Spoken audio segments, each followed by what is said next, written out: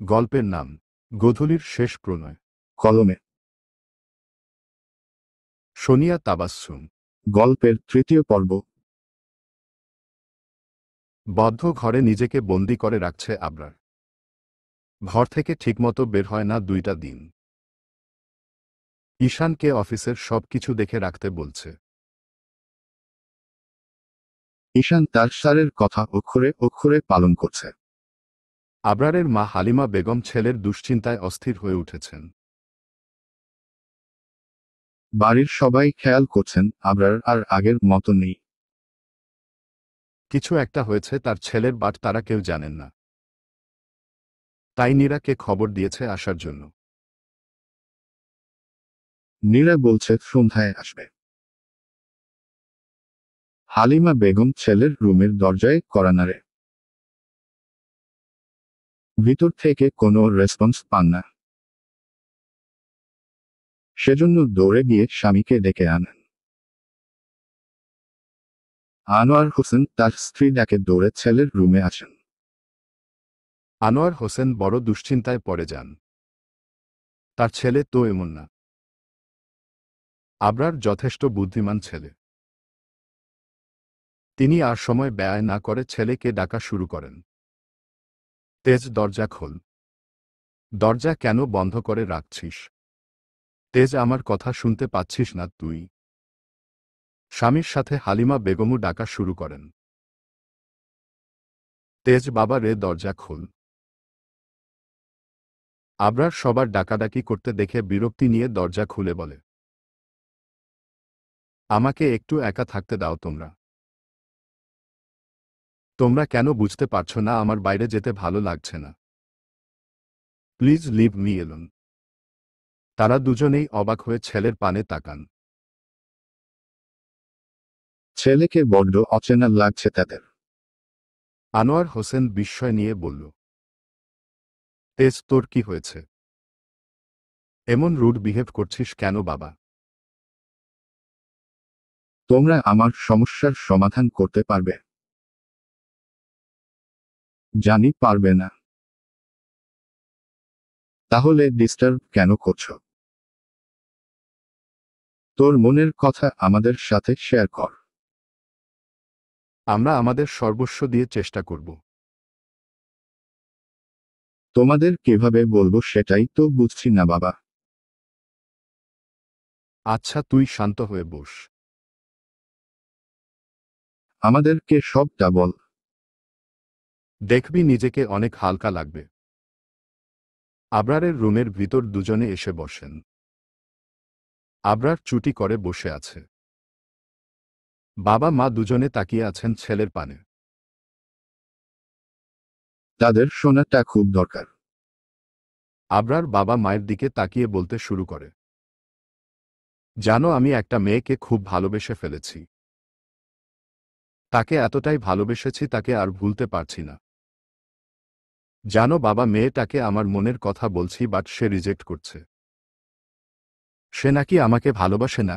আগে কখনো এতটা কষ্ট পায়নি যতটা কষ্ট পেয়েছি সেদিন। জানো মা, মেয়েটা না আমাকে ছেড়ে অনেক দূরে চলে গেছে। আমি এখন কি করব মা? বলতে বলতে চোখ বেয়ে এক ফোঁটা নোনা পানি গড়িয়ে পড়ে হালিমা বেগমের হাতে। হালিমা বেগম চমকে ওঠেন ছেলেকে দেখে। তিনি আবরারের চোখের পানি মুছিয়ে দিয়ে বলেন, তোকে কেন ভালোবাসে না সেটা বলেনি বাবা? তোর মাঝে কি এমন কমতি আছে যার জন্য তোকে রিজেক্ট করছে?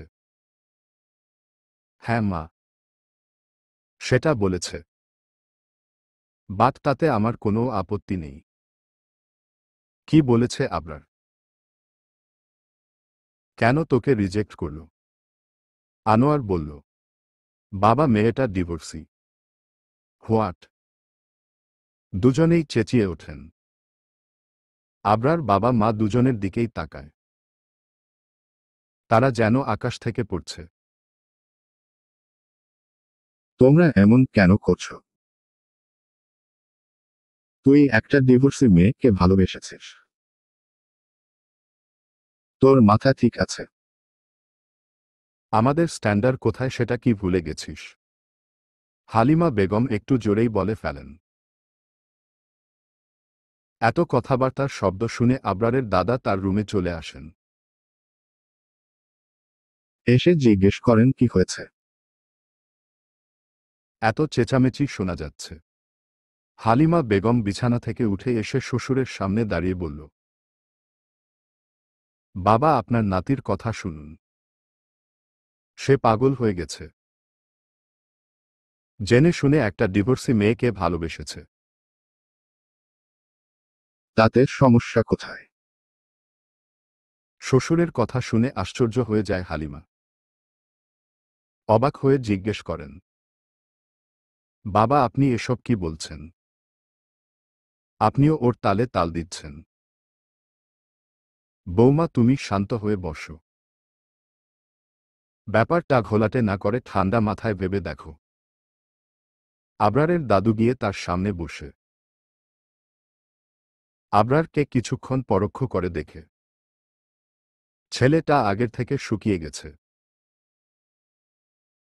চেহারায় আগের সৌন্দর্যটা নেই। চোখের নিচে কালচে দাগ পড়েছে। আবরার এতক্ষণ স্থির দৃষ্টিতে সব দেখছিল। মানহা তাকে বলছিল তার মা তাকে মেনে নিতে পারবে না। সে যে ডিভোর্সি মেয়ে।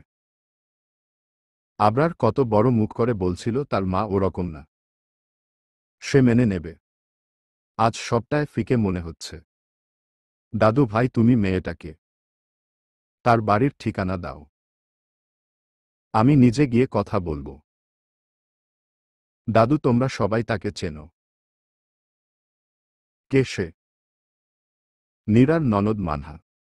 তারা যেন খুব বেশি অবাক হন। তিনি খুশি হয়ে বলেন, তাহলে তো ভালোই হলো। তাদের সাথে আরও একটা আত্মীয়তার সুযোগ পাচ্ছি।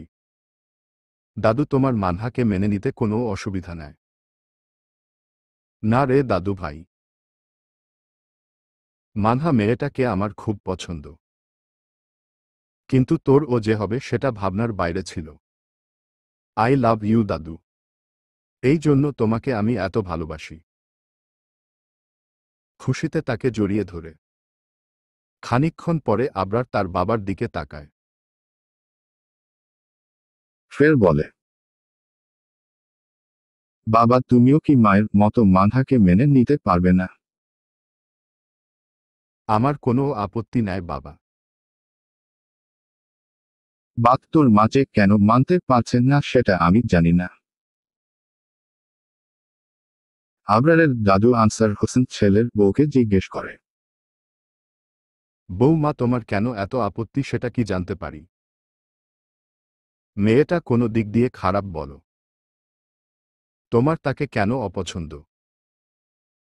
বাবা, মানহা মেয়েটা খুব ভালো। আমারও তাকে খুব ভালো লাগে, কিন্তু মেয়েটা যে ডিভোর্সি। সমাজের মানুষ কি বলবে? সমাজের মানুষের কথা ভেবে তুমি তোমার ছেলেকে কষ্ট দিবে? তাদের কাজই তো মানুষকে এই কথা বলা।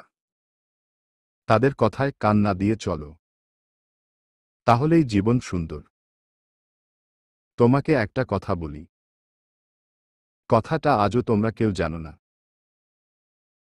কি কথা বাবা? আনোয়ার হোসেন বলল। বলুন বাবা। হালিমা বলল, আজ থেকে অনেক বছর আগের কথা। আমি তখন তেজ দাদু ভাইয়ের বয়সী। দাদু ভাইয়ের মতো আমিও একটা ডিভোর্সি মেয়েকে ভালোবেসে ফেলি। মেয়েটা আমাকে চিনত না, জানত না। হঠাৎ একদিন বাবা মাকে বুঝিয়ে শুনিয়ে রাজি করিয়ে মেয়েটার বাড়ি নিয়ে যায়। বিয়ের প্রস্তাব দেয়, কিন্তু মেয়েটা রাজি হচ্ছিল না একই কারণে। কিন্তু আমিও হাল ছাড়িনি, মেয়েটাকে জয় করে তাকে নিজের বউ করে ঘরে আনি। তার কথা শুনে সকলে অবাক হয়ে যান। তিনি ফের বলেন, আমি তেজ দাদু ভাইয়ের মাঝে নিজেকে দেখতে পারছি।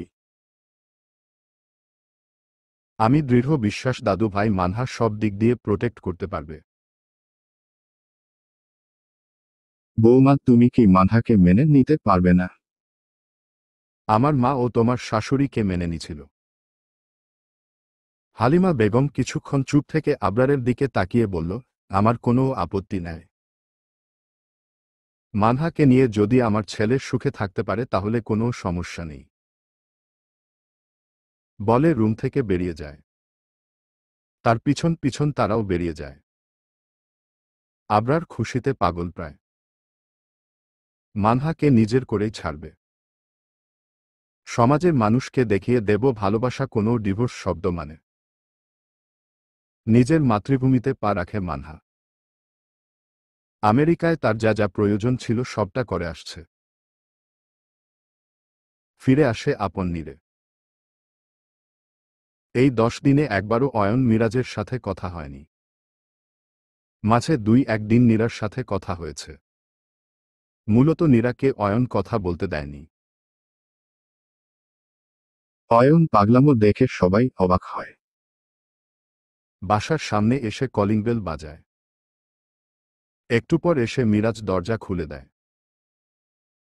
কারণ এ সময় সবাই নিজের কাজে ব্যস্ত। দরজায় মানহাকে দেখে ভূত দেখার মতো চমকে লাফ দিয়ে ওঠে মিরাজ। ভূত ভূত বলে চিল্লাতে থাকে। অয়ন সোফায় বসে ফোন দেখছিল, হঠাৎ মিরাজকে লাফাতে দেখে এগিয়ে যায়। দরজায় মানহাকে দেখে খুব অবাক হয়। কিছু বলতে গিয়ে থেমে যায়। মুখ ফিরিয়ে উপরে চলে যায়। মানহা পিছন থেকে ভাইয়া ভাইয়া বলে ডাকতে থাকে। মানহার চেঁচানো শুনে সকলে ড্রয়িং রুমে চলে আসে। তানিয়া বেগম মেয়েকে বুকে জড়িয়ে ধরেন। তারা জানত আজ ফিরে আসবে। শুধু জানত না তাদের 2 পাগল ছেলে। মিরাজ ছোট চাচিকে ঠেলে মানহাকে জড়িয়ে ধরে বলে, আপু তুমি এত তাড়াতাড়ি ফিরবে আমি জানতাম না। মিরাজ আর অভিমান করে থাকতে পারল না। সে ভাবছে তার আপু ফিরে আসছে, এতেই সে খুশি। মানহা সবার সাথে ভালো মন্দ কথা বলে দোতলায় যায়। সিঁড়ি দিয়ে ওঠার সময় ভাবে তার অয়ন ভাইয়া খুব অভিমান করছে তার উপরে, যা সহজে ভাঙবে না। রাতের আকাশে আমরা যে উজ্জ্বল নক্ষত্র দেখতে পাই তন্মধ্যে সবগুলো নক্ষত্র তারকা নয়। এই উজ্জ্বল নক্ষত্রের মধ্যে কিছু তারা, কিছু গ্রহ। রাতের আকাশের সবচেয়ে উজ্জ্বল তারার নাম হলো শুক্র। আবার আকাশে কিছু উজ্জ্বল নক্ষত্র দেখা যায়, এর মধ্যে শুক্র গ্রহ রয়েছে যেটাকে আমরা শুকতারা বলে থাকি। এছাড়াও বৃহস্পতি, শনি, মঙ্গল, বুধ গ্রহকেও রাতের আকাশে জ্বলজ্বল করতে দেখা যায়। এসব ছাড়াও মহাকাশে আন্তর্জাতিক মহাকাশ স্টেশন রয়েছে, যা পৃথিবী থেকে উজ্জ্বল তারার মতোই দেখতে লাগে। মহাকাশ স্টেশনে ব্যবহৃত বিভিন্ন রঙের আলো যা পৃথিবী থেকে দেখতে বিভিন্ন রঙের উজ্জ্বল তারার মতো মনে হয়। মানহা এক মনে আকাশের দিকে তাকিয়ে কিছু একটা ভাবছে। হয়তো তার জীবনের কিছু কিছু স্মৃতি জড়িয়ে আছে এই তারাময় আকাশে। অনেক জার্নি করার কারণে টায়ার্ড লাগছে তার, সেজন্য দ্রুত রাতের খাবার শেষ করে এসেছে। এখন টানা ঘুমের দরকার তার। বিছানায় গা এলিয়ে দিতেও এক ঝাঁক ঘুম এসে ভর করে চোখে। তলিয়ে যায় গভীর ঘুমে। সকাল সকাল খান বাড়িতে মানুষের আনাগোনা দেখা যায়। কালকে নীরার যাওয়ার কথা থাকলে তাকে যেতে নিষেধ করে হালিমা বেগম। কেন যাবে না সেটা জিজ্ঞেস করলে বলে কাল তাদের বাসায় আসছে তারা সবাই। নীরা অবাক হলেও কিছু বলে না। তারা যে কেন এসেছে সেটাই এখনো জানে না। সকালে ঘুম থেকে উঠে অয়ন ছাদে দাঁড়িয়ে ফোনে কথা বলছিল। তখন মানহা পা টিপে টিপে অয়নের পিছনে দাঁড়ায়। অয়ন টের পায় তার পিছনে কেউ একজন আছে। একটু পর এটাও বুঝতে পারে পিছনে তার বোন দাঁড়িয়ে আছে। মিটিমিটি হাসছে অয়ন। বাত মানহা ভাবে ফোনে কথা বলছে, এজন্য হয়তো হাসছে। সেজন্য চুপ করে অপেক্ষা করে কথা শেষ হওয়া পর্যন্ত। অয়ন কথা শেষ করে পিছনে ফিরে মানহাকে দেখে না দেখার ভান করে চলে যেতে নেয়, কিন্তু যেতে পারে না। মানহার কথা শুনে তার পা থেমে যায়। ভাইয়া, তুমি এত অভিমান করছো আমার উপরে। সেদিনের পর থেকে আজ পর্যন্ত একটা বারো কথা বলনি আমার সাথে। আমি কি এমন করছে যার জন্য এমন করছো? কথা না বললে অনেক দূরে চলে যাব চাইলেই আর কাছে পাবে না বলতে বলতে ফুপিয়ে কেঁদে ওঠে। অয়ন বোনের কান্নার শব্দ পেয়ে তড়িৎ গতিতে ছুটে এসে জড়িয়ে ধরে বলে, কান্না করিস না বোন। বিশ্বাস কর বোন, আমি কোনো অভিমান করিনি। প্লিজ কান্না থামা, তোর কান্না যে আমার সহ্য হয় না। মানহা ফুপিয়ে ফুপিয়ে কেঁদেই চলেছে। অয়ন সোজা করে দাঁড় করিয়ে চোখের পানি মুছিয়ে দিয়ে বলে, তোর ওই চোখে যেন আর পানি না দেখি। তুই সব সময় হাসিখুশি থাকবি বোন। তুমি রাগ করে নেয় তো ভাইয়া? না রে পাগলি।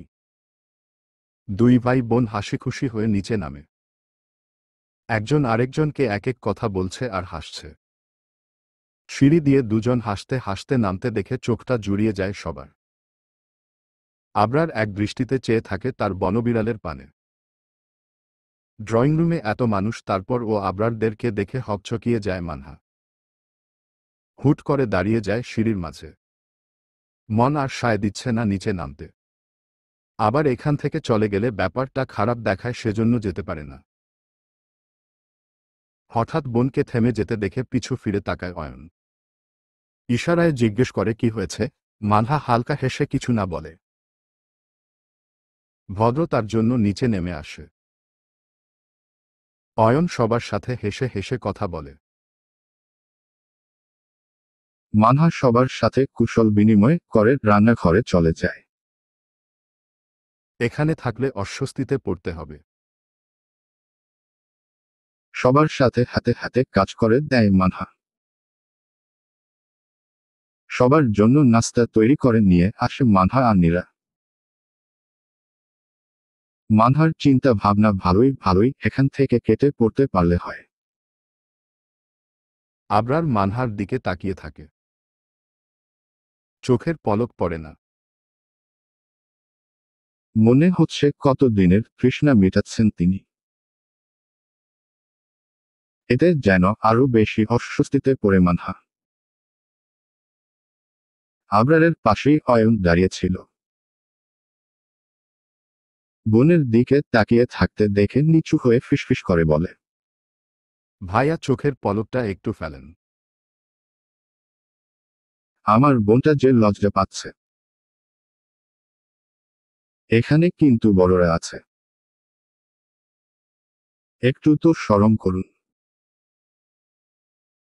অয়নের কথায় লজ্জায় চোখ ফিরিয়ে নেয় আবরার। ফের সামনে তাকিয়ে দেখে মানহা সেখানে নেয়। আশেপাশে তাকিয়ে কোথাও পায় না। নিরাশ হয়ে অয়নের দিকে তাকায়। অয়ন ইশারায় উপরে দেখিয়ে দেয়। কারণ সে উপরে নিজের রুমে চলে গেছে। মানহা সুযোগ বুঝে নাস্তা দিয়েই কেটে পড়ে। চলে যায় নিজের রুমে। রুমে এসে হাফ ছেড়ে বাঁচে সে। কেমন ড্যাব ড্যাব করে তাকিয়েছিল। লজ্জা শরম বলতে কিছু নেয় লোকটার। আর তারা আমাকেই বা কি ভাবত। ছি ছি। নাস্তা শেষ করে সোফায় আরাম করে বসেন আনোয়ার হোসেন। কিছুটা নড়েচড়ে বসে বাবার দিকে তাকান। আনোয়ার হোসেন ইশারায় বলতে বলে, খান ভিলার ড্রয়িং রুমে সকলে উপস্থিত আছে। নেই শুধু মানহা আর মিরাজ। তারা নিজেদের রুমে আছে। আনোয়ার হোসেন মিলন আর মিনহাজ খানকে উদ্দেশ্য করে বলেন, বেআই সাহেব, আমরা এখানে এসেছি একটা প্রস্তাব নিয়ে। বলতে পারেন অনেক আশা নিয়ে চাইতে এসেছি। আপনি নির্দ্বিধায় বলতে পারেন বেআই সাব। মিলন খান। আমরা আপনাদের কি এমন দিতে পারি? আপনাদের তো কিছুর অভাব নেই। আমাদের দেওয়ার সাধ্যের মধ্যে থাকলে অবশ্যই দেব। মিনহাজ খান: আসলে কথাটা যে কিভাবে বলি বুঝতে পারছি না। ছেলেকে আমতা আমতা করতে দেখে অখুশি হন আনসার হোসেন। সেজন্য তিনি আর চুপ থাকতে পারেন না। তার বুঝা হয়ে গেছে আনোয়ার পারবে না। অন্যদিকে আবরার রেগে ফেটে পড়ছে। এতটুকু কথা বলতে এত সময় কেন নিচ্ছে? নাতির দিকে তাকিয়ে ব্যাপারটা বুঝতে পারেন তিনি। সেজন্য বলেন, আনোয়ার তুই থামো, আমি বলছি। আমরা আপনাদের মেয়েকে আমাদের বাড়ির বউ করতে চাই। মানহা দিদি ভাইকে আমার আবরার দাদু ভাইয়ের বউ করে নিতে চায়। উপস্থিত সকলে 440 ভোল্টের ঝটকা খায়। বিস্মিত নয়নে একে অপরের দিকে তাকায়। মিনহাজ খান বলেন, এসব আপনারা কি বলছেন? আপনারা কি জানেন আমার মেয়ে একজন? বাকিটুকু আর বলতে পারল না, তার আগেই থামিয়ে দেন আবরারের দাদু। থেমে যান মিনহাজ খান। আমরা সবটা জেনেই এসেছি। আমাদের কোনো আপত্তি নাই। যেখানে আমার দাদু ভাই মানহা দিদি ভাইকে ভালোবাসে সেখানে আর কি বলার থাকতে পারে বলুন? তারা যেন আবারও ঝটকা খায়। আবরার তাদের মেয়েকে ভালোবাসে। কই কখনো তো বলেনি বা কারোর মুখে শোনেনি। বিস্ময় নিয়ে আবরারের দিকে তাকান। আবরার মাথা নিচু করে বসে আছে। অয়নের দিকে তাকালে অয়ন অন্যদিকে মুখ করে তাকায়। নীরা অয়নের হাত চেপে ধরে আছে। খুশিতে চোখে পানি চলে আসছে তার। সবাই কথাটা জেনে গেছে। আর তার মাঝে মেনে নিচ্ছে, এটা অবিশ্বাস্য। কিভাবে সম্ভব? তিনি আবারও বলেন, এখন আপনারা বলুন, আপনারা কি আমাদের প্রস্তাবে রাজি আছেন? আমরা মানহা মামনির সাথে কথা না বলে কিছু বলতে পারছি না। মামনি এখন বড় হয়েছে, নিজের ভালো নিজে বুঝতে শিখেছে। মামনির যদি কোনো আপত্তি না থাকে তাহলে আমাদেরও কোনো আপত্তি নেই। আমরা রাজি আছি, কি বলিস মিনহাজ? হ্যাঁ ভাইজান, তুমি ঠিকই বলছ। তানিয়া বেগম খুশিতে কেঁদে দিছেন। এত বড় একটা সুখবর পাবেন আশা করেননি। দোতলায় নিজের রুম থেকে সবটা শুনছে মানহা। তার ভাবনার বাইরে ছিল এটা। আবরার তার ফ্যামিলি নিয়ে তাদের বাড়ি চলে আসতে পারে এটা ভাবেনি। সরাসরি বিয়ের প্রস্তাব নো আর ভাবতে পারছি না। সারা রুম জুড়ে পায়চারি করছে। এখন সে কি করবে? তার প্ল্যান তো সবটা ভেস্তে দিল আবরার। ঘুর কিছু ভালো লাগে না। একটা কাজ ও ঠিক করে করতে দিল না। সে কি হ্যাঁ বলে দেব? আর যদি না বলে দেয় আবরার কি খুব কষ্ট পাবে? বেচারা এই কয়দিনে বহুত কষ্ট পেয়েছে। এবার তার কি করা উচিত? তার ভাবনার মাঝেই তার বাবা আর চাচা আসে তার রুমে। হঠাৎ দুজনকে দেখে ভড়কে যায়। পরক্ষণে নিজেকে সামলে হালকা হেসে বলে, তোমরা এখানে কিছু বলবে বাবা? মিনহাজ খান মেয়ের হাতটা নিজের হাতের মুঠোয় পুরে বলে, মামনি তোমাকে একটা কথা বলবো। তুমি তো আমাদের সব কথায় শুনছ। তারা অনেক আশা নিয়ে এসেছে, তাদেরকে কিভাবে ফিরিয়ে দিই? বাট আমরা তোমাকে জোর করব না। তুমি যা চাইবে সেটাই হবে। তোমার কি আবরারকে বিয়ে করতে কোনো সমস্যা আছে? তুমি তো তাকে চেনো। তার আচার ব্যবহার কেমন? দেখতে শুনতে মাশাল্লাহ সব দিক দিয়েই পারফেক্ট। তোমার মতামত কি মামনি? বাবা, তুমি শুধু রাজি আছো কিনা তাই বলো প্রিন্সেস। বাকিটুকু আমরা সামলে নেব।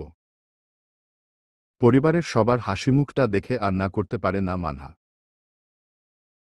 তাই বলে, বাবা বিয়েতে আমার আপত্তি নেই। বাট কিন্তু কি মামনি?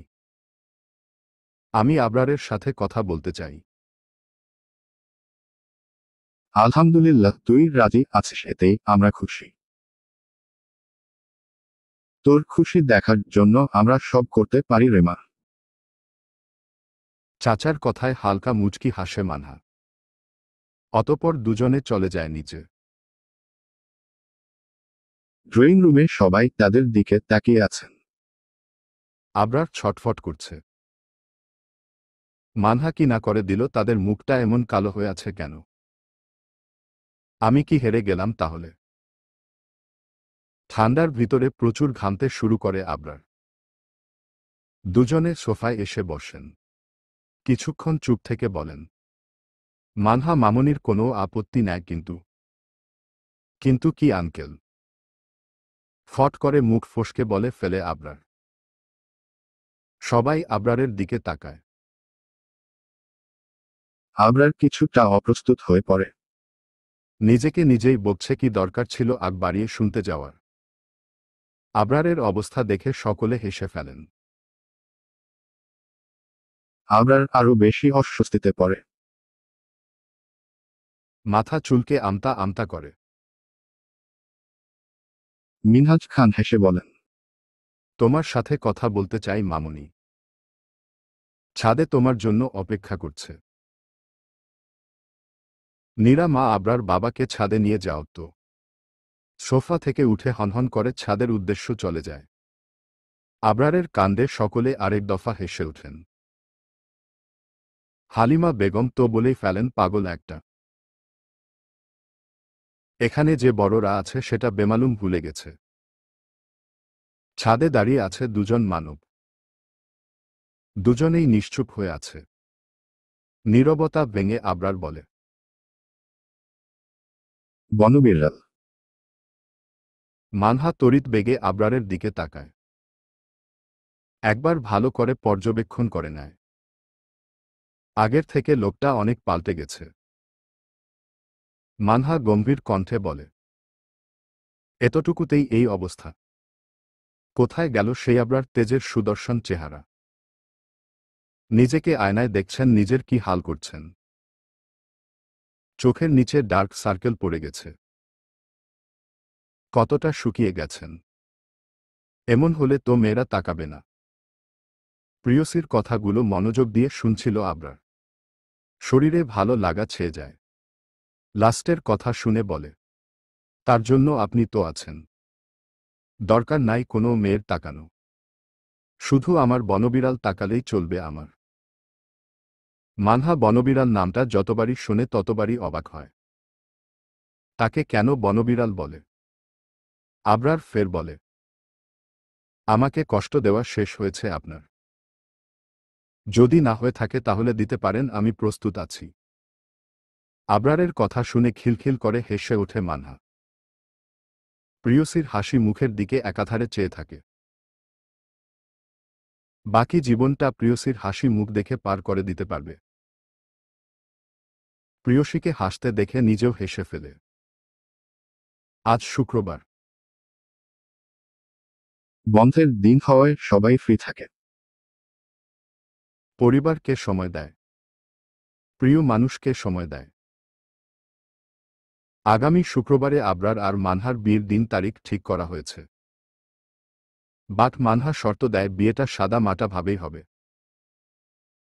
সব শর্ত মেনে নেয় আবরার। কিন্তু পরিবারের সবাই মানতে নারাজ, কারণ তাদের একমাত্র ছেলের বিয়ে সাদামাটা হলে কিভাবে হবে। আবরার বুঝিয়ে সবাইকে রাজি করায়। মানহাকে কথা দেয় তাদের বিয়েটা ঘরোয়া ভাবেই হবে, নো পেনিক। আবরার খুশিতে সেদিন তার অফিসের সকল স্টাফকে মিষ্টি খাইয়েছে। সকলে অবাক হয়ে তাদের তেজ স্যারকে দেখছিল। যে স্যার কাজ ছাড়া ব্যতিরিক্ত কথা বলে না, সেই স্যার আজ সবার সাথে হেসে হেসে কথা বলছে, নিজে সবাইকে মিষ্টি দিচ্ছে। সবাই বিস্মিত নয়নে তাকিয়েছিল আবরারের দিকে। ঈশান সবটা বুঝতে পেরেছিল। পরে আবরার নিজের সমস্ত ঘটনা খুলে বলছে। ঈশান নিজেও খুশি হয়ে স্যারের খুশি দেখে। পরন্ত বিকেল শেষে গোধূলি সন্ধ্যার জন্ম হয়। তেমনি আমার অনুভূতিগুলো দলিত মথিত হয়েই যেন তোমার অভিমান শুরু হয়। একটা পার্কের ভিতরে বসে আছে আবরার আর মানহা। দুজনে কিছু একান্ত সময় কাটাতে চাই। নিজেদের ভিতর সব আন্ডারস্ট্যান্ডিং করে নিতে চাই। বিয়ের পর কোনো বাধা যেন তাদের উঠে না পারে। দুজনে টুকটাক কথা বলে। আবরার একজনের সাথে মানহার পরিচয় করিয়ে দিতে চাই। সেজন্য আজ পরন্ত বিকেলে এখানে এসেছে তারা। আবরার চাই না বিয়ের আগে থেকে মানহা তাকে ভুল বুঝুক। দূর থেকে একজোড়া চোখ তাদের দিকে তাকিয়ে থাকে। কষ্টে বুকটা তার ফেটে যাচ্ছে। বুকে অসহ্য যন্ত্রণা হচ্ছে। কেন হচ্ছে? প্রিয় মানুষকে অন্য এক পুরুষের সাথে দেখে চোখ বেয়ে এক ফোঁটা নোনা পানি গড়িয়ে পড়ে। লোকটা যে আর কেউ নয়, রাকিব। মানহাকে সে বিয়ের আগে থেকেই পাগলের মতো ভালোবাসে। হুট করে এক ধমকা হাওয়া এসে সবকিছু লণ্ডভণ্ড করে দেয়। মানহার পরিবার মানহাকে অন্য জায়গায় বিয়ে দিয়ে দেয়। জীবনে প্রথমবার সেদিন খুব কষ্ট পেয়েছিল রাকিব। কারণ সে ব্যর্থ প্রেমিক। নিজের ভালোবাসার কথা তাকে বলতে পারছিল না। বন্ধুত্বের কথা ভেবে চুপ করেছিল। পরে যখন মানহার ডিভোর্স হয়ে যায় তখন তাকে আপন করে নিতে চেয়েছিল, বাট সেটাও হয়নি। সে চলে গেল অচেনা দেশে, সবার থেকে অনেক দূরে। কখনো সাহস করে বলতে পারেনি, কারণ সে বেকার ছিল। কোনো বাবা মা চায় না তার মেয়েকে বেকার ছেলের হাতে তুলে দিতে। মানহা দেশে ফেরার পর নতুন করে আবার ও স্বপ্ন দেখে। দিন রাত পরিশ্রম করে একটা চাকরি পেয়েছে সে। মানহার সাথে সংসার করার স্বপ্ন বুনেছে। ছোট একটা সংসার হবে তাদের। থাকবে না কোনো বাধা। তাদের গল্পটা অন্য সবার থেকে ভিন্ন বানাতে চেয়েছিল। বাট নিমিষেই সবকিছু ভেঙে চুরে শেষ হয়ে গেল তার। বিড়বিড় করে বলে, সুন্দর ছিল গল্পটা, কিন্তু পূর্ণতা পেল না। ভালোবাসার কমতি ছিল না, তবুও তোমায় পাওয়া হলো না। এক টান দিয়ে বাইক নিয়ে হাওয়া চটে পার হয়ে যায় সেখানে থেকে। প্রেয়সীকে অন্য কারোর পাশে দেখে তার সহ্য হচ্ছে না। সেদিনের সেই মেয়েটাকে দেখে অবাক হয়ে আবরারের দিকে তাকায় মানহা।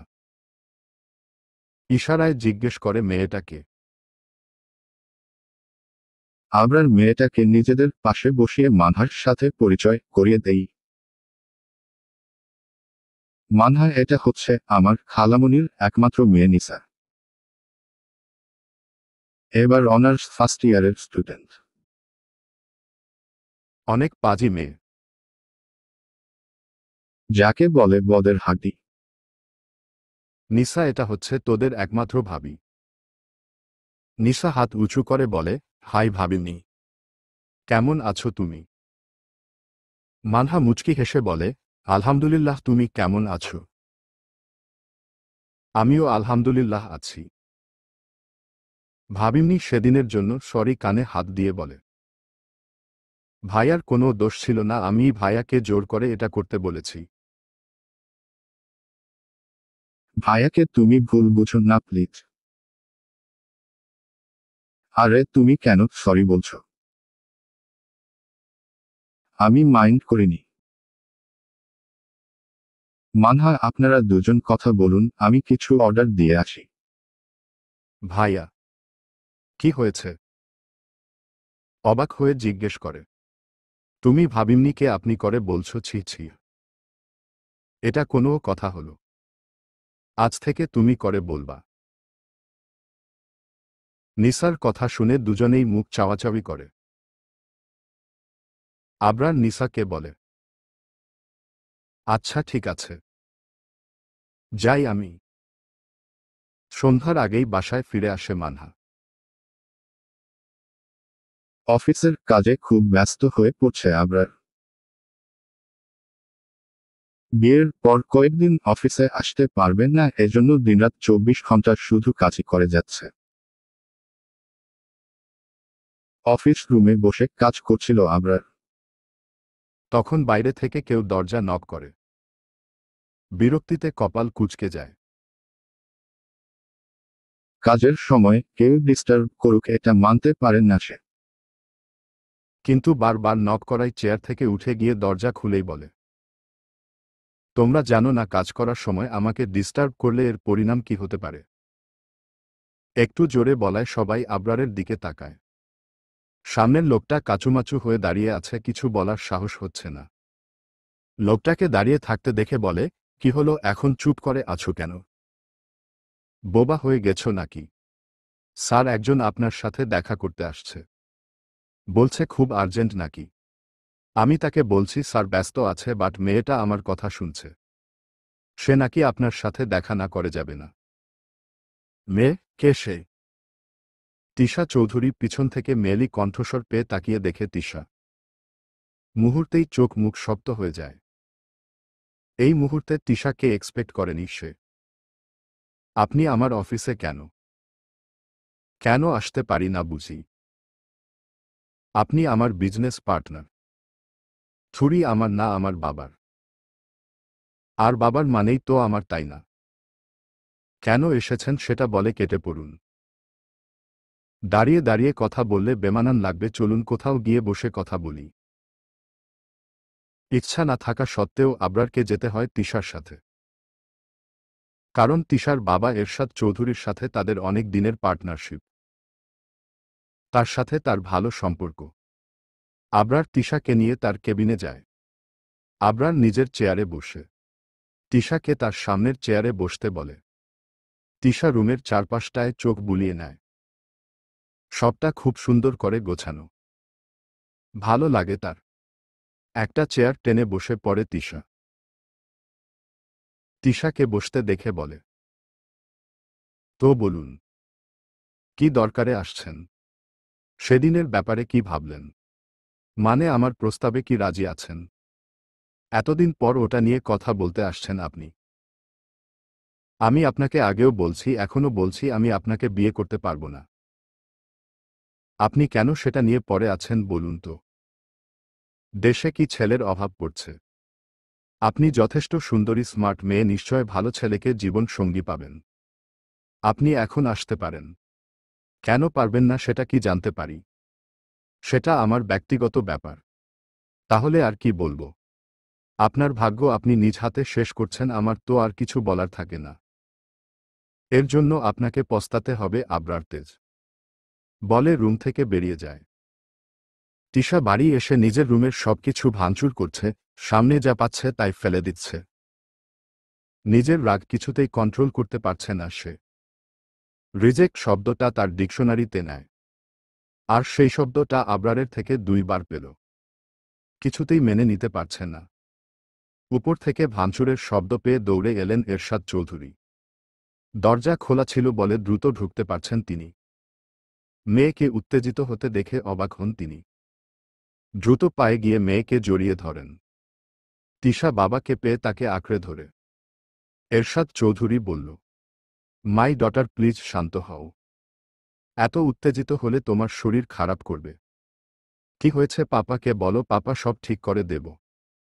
পাপা আমি আবরারকে বিয়ে করতে চাই। কাকে? সোজা দাঁড় করিয়ে বলে। আবরার তেজকে পাপা। তাকে আমার খুব পছন্দ হয়েছে। সেটা তো ভালো কথা। তাহলে এত রেগে আছো কেন? পাপা সে আমাকে রিজেক্ট করছে। সেটা আমি মেনে নিতে পারছি না। আচ্ছা তুমি শান্ত হও, আমি বিষয়টা দেখছি। মেয়েকে ঠান্ডা করে নিজের রুমে চলে যান। বড্ড চিন্তায় পড়ে গেছেন তিনি। কি করবেন এখন? মেয়েটাকে ছোট থেকে আদর যত্ন করে বড় করেছেন। যখন যা চেয়েছে তাই দিয়েছে। কোনো তার কমতি রাখেননি। তার স্ত্রী মারা যাবার পর থেকে মেয়েটা অনেক জেদি হয়ে গেছে। যা চেয়েছে সেটা না পেলে সব লণ্ডভণ্ড করে দেয়। কিচ্ছু মানে না। আবরারকে সে খুব ভালো করেই চেনে। আবরার যেটাই না বলে সেটা নাই করে। না কে আর হ্যাঁ বলানো সম্ভব নয়। তাও মেয়ের জন্য আবরারের সাথে কথা বলবেন যদি কিছু করা যায়। দেখতে দেখতে বিয়ের সময় ঘনিয়ে আসছে আবরার আর মানহার। তাদের বিয়েটা সাদামাটা ভাবে হলেও আবরার তার প্রিয়সীকে নিজের মনের মতো করে সাজিয়ে নিয়ে যেতে চাই। অল্প কিছু সংখ্যক মানুষ থাকবে বিয়েতে যারা তাদের নিকট আপনজন। আবরারের কথা মতো আজ সন্ধ্যায় তারা শপিংয়ে যাবে। মানহা যেতে চায় না, বাট আবরারের জেদের কাছে হার মানতে হয়। আবরার নিজ কক্ষে বসে ফাইল দেখছে। তার পাশে দাঁড়িয়ে আছে ঈশান। অনেকক্ষণ যাবৎ কিছু বলার জন্য চেষ্টা করছে, কিন্তু বলতে পারছে না। আবরার ফাইল চেক করছে আর ঈশানকে লক্ষ্য করছে। ঈশান আর চুপ করে থাকতে পারে না, কারণ সে যদি চুপ করে থাকে তাহলে আজ কথাটা বলতেই পারবে না। সেজন্য বলে, স্যার, একটা কথা বলার ছিল। আবরার ফাইল থেকে মুখ সরিয়ে বলে, হ্যাঁ বলো। স্যার আন্ডারস্কোর আর বলতে পারল না। তার আগেই বাইরে থেকে কেউ দরজা নক করে। ঈশান বিরক্তিতে চ উচ্চারণ করে। ঈশানের অবস্থা দেখে মিটিমিটি হাসছে আবরার। ফের বলল, যাও, কে এসেছে দেখে এসো। ঈশান বিড়বিড় করে বলতে বলতে দরজা খুলতে চলে যায়। দরজা খুলে পিয়নকে দাঁড়িয়ে থাকতে দেখে জিজ্ঞেস করে, কি হয়েছে? স্যার এরশাদ চৌধুরী স্যারের সাথে দেখা করতে আসছে। স্যার অনুমতি দিল তাকে ভিতরে আসতে বলবো। আচ্ছা দাঁড়াও, শুনে দেখি। ঈশানের অনেক রাগ হচ্ছে, এখনই কেন তাকে আসতে হলো। শালার কপালটাই খারাপ আমার। নিজে নিজে বকতে বকতে আবরারের সামনে দাঁড়িয়ে বলে, স্যার এরশাদ চৌধুরী আপনার সাথে দেখা করতে আসছে। শালার টাকলা কি আসার সময় পাইল না। আমি যখনই বলতে গেলাম ঠিক তখনই কেন ভিলেনের মতো এন্ট্রি নিতে হলো। হ্যাঁ। ঈশানের কথা শুনে আবরার হালকা হেসে বলে, কষ্ট পেও না ঈশান, পরে সময় করে তোমার সব কথা শুনব। তুমি গিয়ে তাকে আসতে বলো। ঘুর ভাল্লাগে না বলে হাঁটা ধরে পিয়নকে বলে তাকে ভিতরে আনতে।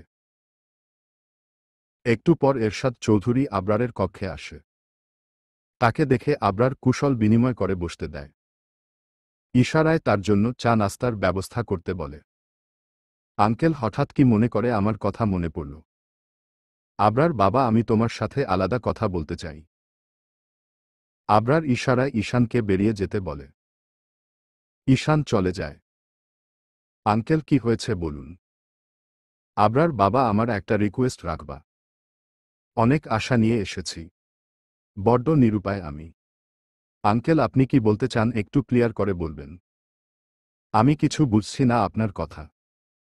বাবা, তুমি তো জানো আমার একমাত্র মা মরা মেয়ে তিশা। ও তোমাকে খুব পছন্দ করে। তোমাকে বিয়ে করতে চাই।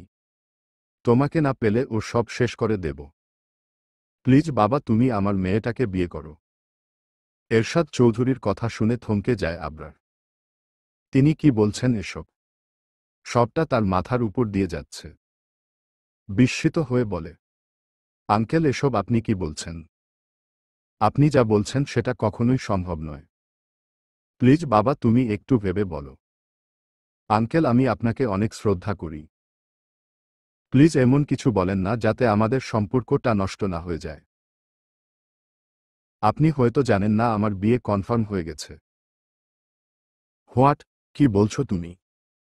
জি আঙ্কেল, আমাদের বিয়েটা সামনের শুক্রবারে হবে। তেমন কাউকে বলা হয়নি, সেজন্য জানেন না। আসলে বিয়েটা সাদামাটা ভাবে হবে। পরে একসময় বড় করে পার্টি দিয়ে সবাইকে জানিয়ে দেব বলে ভাবছি। তাহলে আর কিছু বলার নাই। কাঁধে হাত দিয়ে বলে, কংগ্রাচুলেশনস ইয়াং ম্যান। তোমাদের বিবাহিতা জীবনের জন্য অনেক অনেক শুভেচ্ছা। ধন্যবাদ আঙ্কেল। আসি বেটা, ভালো থেকো বলে তিনি বেরিয়ে গেলেন। তিনি মনে মনে ঠিক করেছেন মেয়েকে কালই তার খালামণির কাছে লন্ডন পাঠিয়ে দেব। সন্ধ্যা ৭টা। সবাই রেডি হয়ে শপিংয়ের উদ্দেশ্য রওনা হয়। ঢাকার নামকরা শপিং মলের সামনে গিয়ে একসাথে হয় সবাই। চারপাশে মানুষ গিজগিজ করছে। তারা গিয়ে বসে শাড়ির দোকানে। কাল হলুদ, পরের দিন বিয়ে। প্রথমে হলুদের শাড়ি নেয় তারা। নীরা আর মানহা দুজনেই সেম কালেকশনের শাড়ি নেয়। তারপর ছেলেদের জন্য হলুদ পাঞ্জাবি নেয়। তারপর বিয়ের জন্য লাল বেনারসি দেখে। আবরার মানহাকে চয়েস করতে বলে। বাট এত এত শাড়ির মধ্যে কোনোটা রেখে কোনোটা নেবে কনফিউশনে পড়ে। করুণ চোখে আবরারের দিকে তাকায়। প্রেয়সীর মুখের ভাষা বুঝে ফেলে আবরার। ইশারায় আশ্বস্ত করে নিজে দেখতে থাকে। একটা লাল রঙের বেনারসিতে চোখ আটকে যায় আবরারের। সেটা ধরে নিয়ে মানহার হাতে দেয়। জিজ্ঞেস করে কেমন। মাথা নেড়ে সুন্দর বলে। সবাই আবরারের চয়েসের প্রশংসা করে। শপিং শেষ হলে একটা রেস্টুরেন্টের খেতে যায়। রাতের ডিনার শেষ করে রাত 10টায় বাসায় ফেরে সকলে। আকাশ জুড়ে হাজার তারা। চাঁদের আলো হাসে। রাতের বেলার শিশির কণা গড়িয়ে পড়ে ঘাসে। আকাশে তারা রাত ঝলমল করছে। কতগুলো তারা আবার মিটিমিটি করে জ্বলছে। রাত অনেক হওয়ায় ঘুমাতে চলে যায় মানহা। নতুন এক ভোরের সূচনা হয়। সূর্য তার কিরণ দিয়ে অন্ধকারকে আলোকিত করে তুলে। সারা পৃথিবী তার আলোয় আলোকিত হয়। তেমনি মানহার অন্ধকার জীবনকে আলোকিত করে তুলছে আবরার। সমস্ত আধার সরিয়ে আলোর সূচনা তৈরি করে। চোখে আলো পড়তেই চোখ পিটপিট করে তাকায়। আড়মোড়া ছেড়ে বিছানা থেকে উঠে বসে ফোন হাতে নিয়ে দেখে সকাল 8টা বাজে। সেটা দেখে লাফ দিয়ে বিছানা থেকে নেমে পড়ে। দ্রুত ওয়াশরুমে ছুট লাগায়। ফ্রেশ হয়ে নিচে নামে। রান্না মাত্র শেষ হয়েছে, এবার সবাই খেতে বসবে। তাদের বাসায় সবসময় তাড়াতাড়ি রান্না হয়, কেননা তার বাবা যায় অফিসে আর চাচা ভাই মিলে শোরুমে যায়। সবাই একসাথে সকালের খাবার শেষ করে যে যার কাজে ছুট লাগায়। মানহা খাওয়া শেষ করে নিজের রুমে এসে তানসীকে কল লাগায়। বার দুয়েক রিং হতেই রিসিভ করে তানসী। হেই আপু, কেমন আছো? এতদিন পর আমার কথা মনে পড়ল বুঝি? আলহামদুলিল্লাহ, আমি ভালো আছি। আমার ছোট বোনটা কেমন আছে শুনি? আমিও আলহামদুলিল্লাহ। কি করছো এখন? বসে বসে আপনার সাথে কথা বলি। আপু, তোমার সাথে আমার আরই কথা কমু না। তুমি অনেক খারাপ। ওমা, কেন? আমি আবার কি করলাম? আমাকে ছাড়াই তুমি বিয়া কইরা নিচ্ছ, এটা কি ঠিক বলো? বিয়ের কথা শুনে লজ্জায় লাল নীল হতে থাকে মানহা। মানহাকে লজ্জা পেতে দেখে তানসী বলে, ওলে বাবা রে, আমার আপুটা দেখি লজ্জা পাচ্ছে। তানসীর পাশ থেকে জেনি বলে, এই তোর কথা আমি কিছু বুঝছি না, প্লিজ আমাকে একটু বুঝায় দে। ধুর বাল, তুই কেমনে বুঝবি? পরে কমু। তানসীর কথা শুনে মুখটা কালো হয়ে যায়। জেনির মুখ কালো দেখি হেসে বলে, পরে বলছি মেরি জান। রাগ করো না। তানসী, জেনি এত রাতে তোর কাছে? হ্যাঁ আপু, দুজনে মিলে অ্যাসাইনমেন্ট করছি। ওহ আচ্ছা, তাহলে ভালো থাক, পরে কথা বলবো। আচ্ছা আপু, বাই। আল্লাহ হাফেজ। সকাল গড়িয়ে বিকাল, বিকাল গড়িয়ে সন্ধ্যা। খান ভিলায় মানহার হলুদের অনুষ্ঠানকরা হচ্ছে। মানহাকে নীরা সুন্দর করে সাজিয়ে আনছে। মানহা সাজতেন না চাইলেও জোর করে সাজিয়েছে। মানহা স্টেজে বসিয়ে দেয় নীরা। ভাইয়ের বিয়েতে অনেক অনেক ইচ্ছা ছিল তার, কিন্তু সব কি আর পূরণ করা যায়? মানহার হলুদ শেষ হলে সে ছুটবে নিজ বাসায় ভাইকে হলুদ লাগাতে। সবাই একে একে হলুদ ছোঁয় মানহাকে। অনেক আনন্দ উল্লাসের মাধ্যমে শেষ হয় মানহার হলুদের অনুষ্ঠান। প্রত্যেক মেয়ের জীবনেই তাদের বিয়ের দিন নিয়ে অনেক স্বপ্ন থাকে, আশা থাকে। সে সবরকমভাবে চেষ্টা করে যাতে তার ওই বিশেষ দিনটি ভালো কাটে।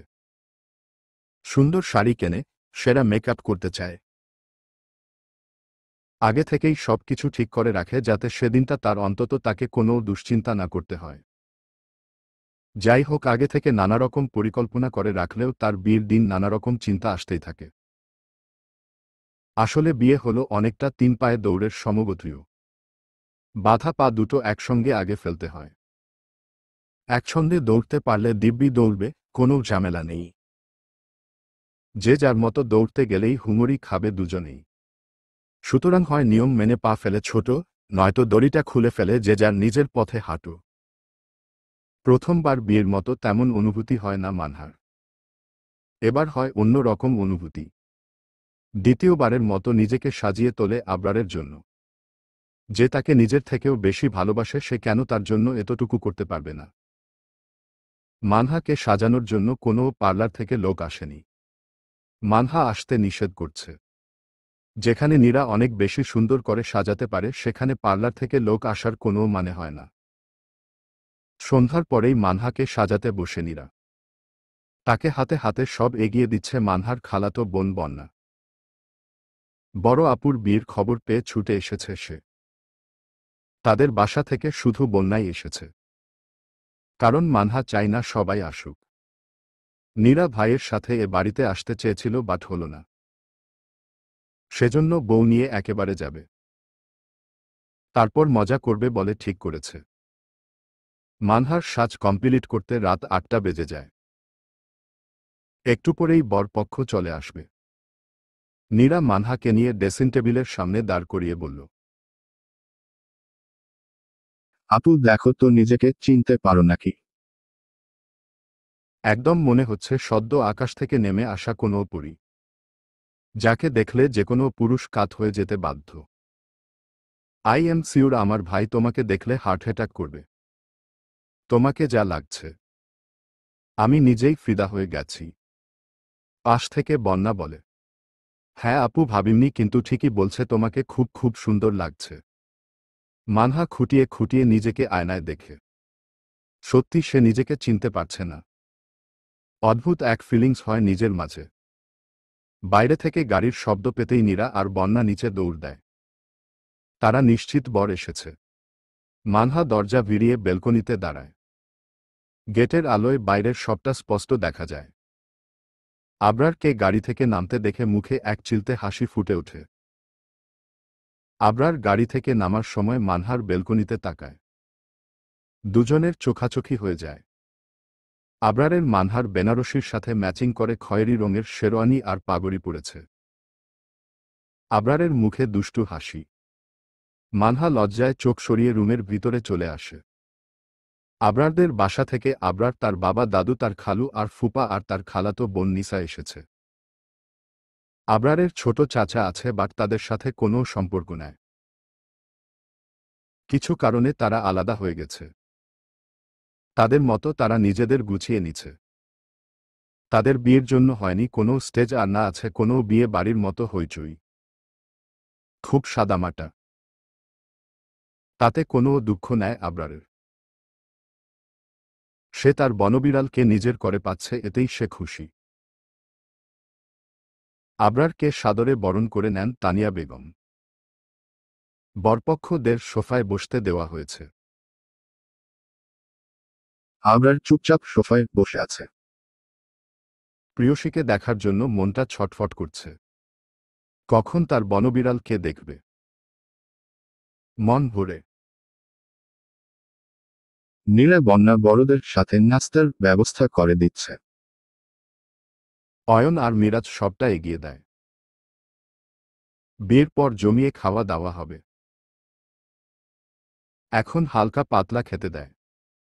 সবাই খেলেও আবরার কিছু মুখে তোলে না। নীরা সেটা লক্ষ্য করে ভাইয়ের কাছে আসে। নিচু হয়ে ফিসফিস করে বলে, ভাইয়া বউকে দেখার জন্য তোমার মনটা আকুপাকু করছে সেটা আমি বুঝতে পারছি বাট কিছু তো মুখে তোলো। নইলে নার্ভাস হয়ে যাবে কিন্তু বলে মুচকি হাসে।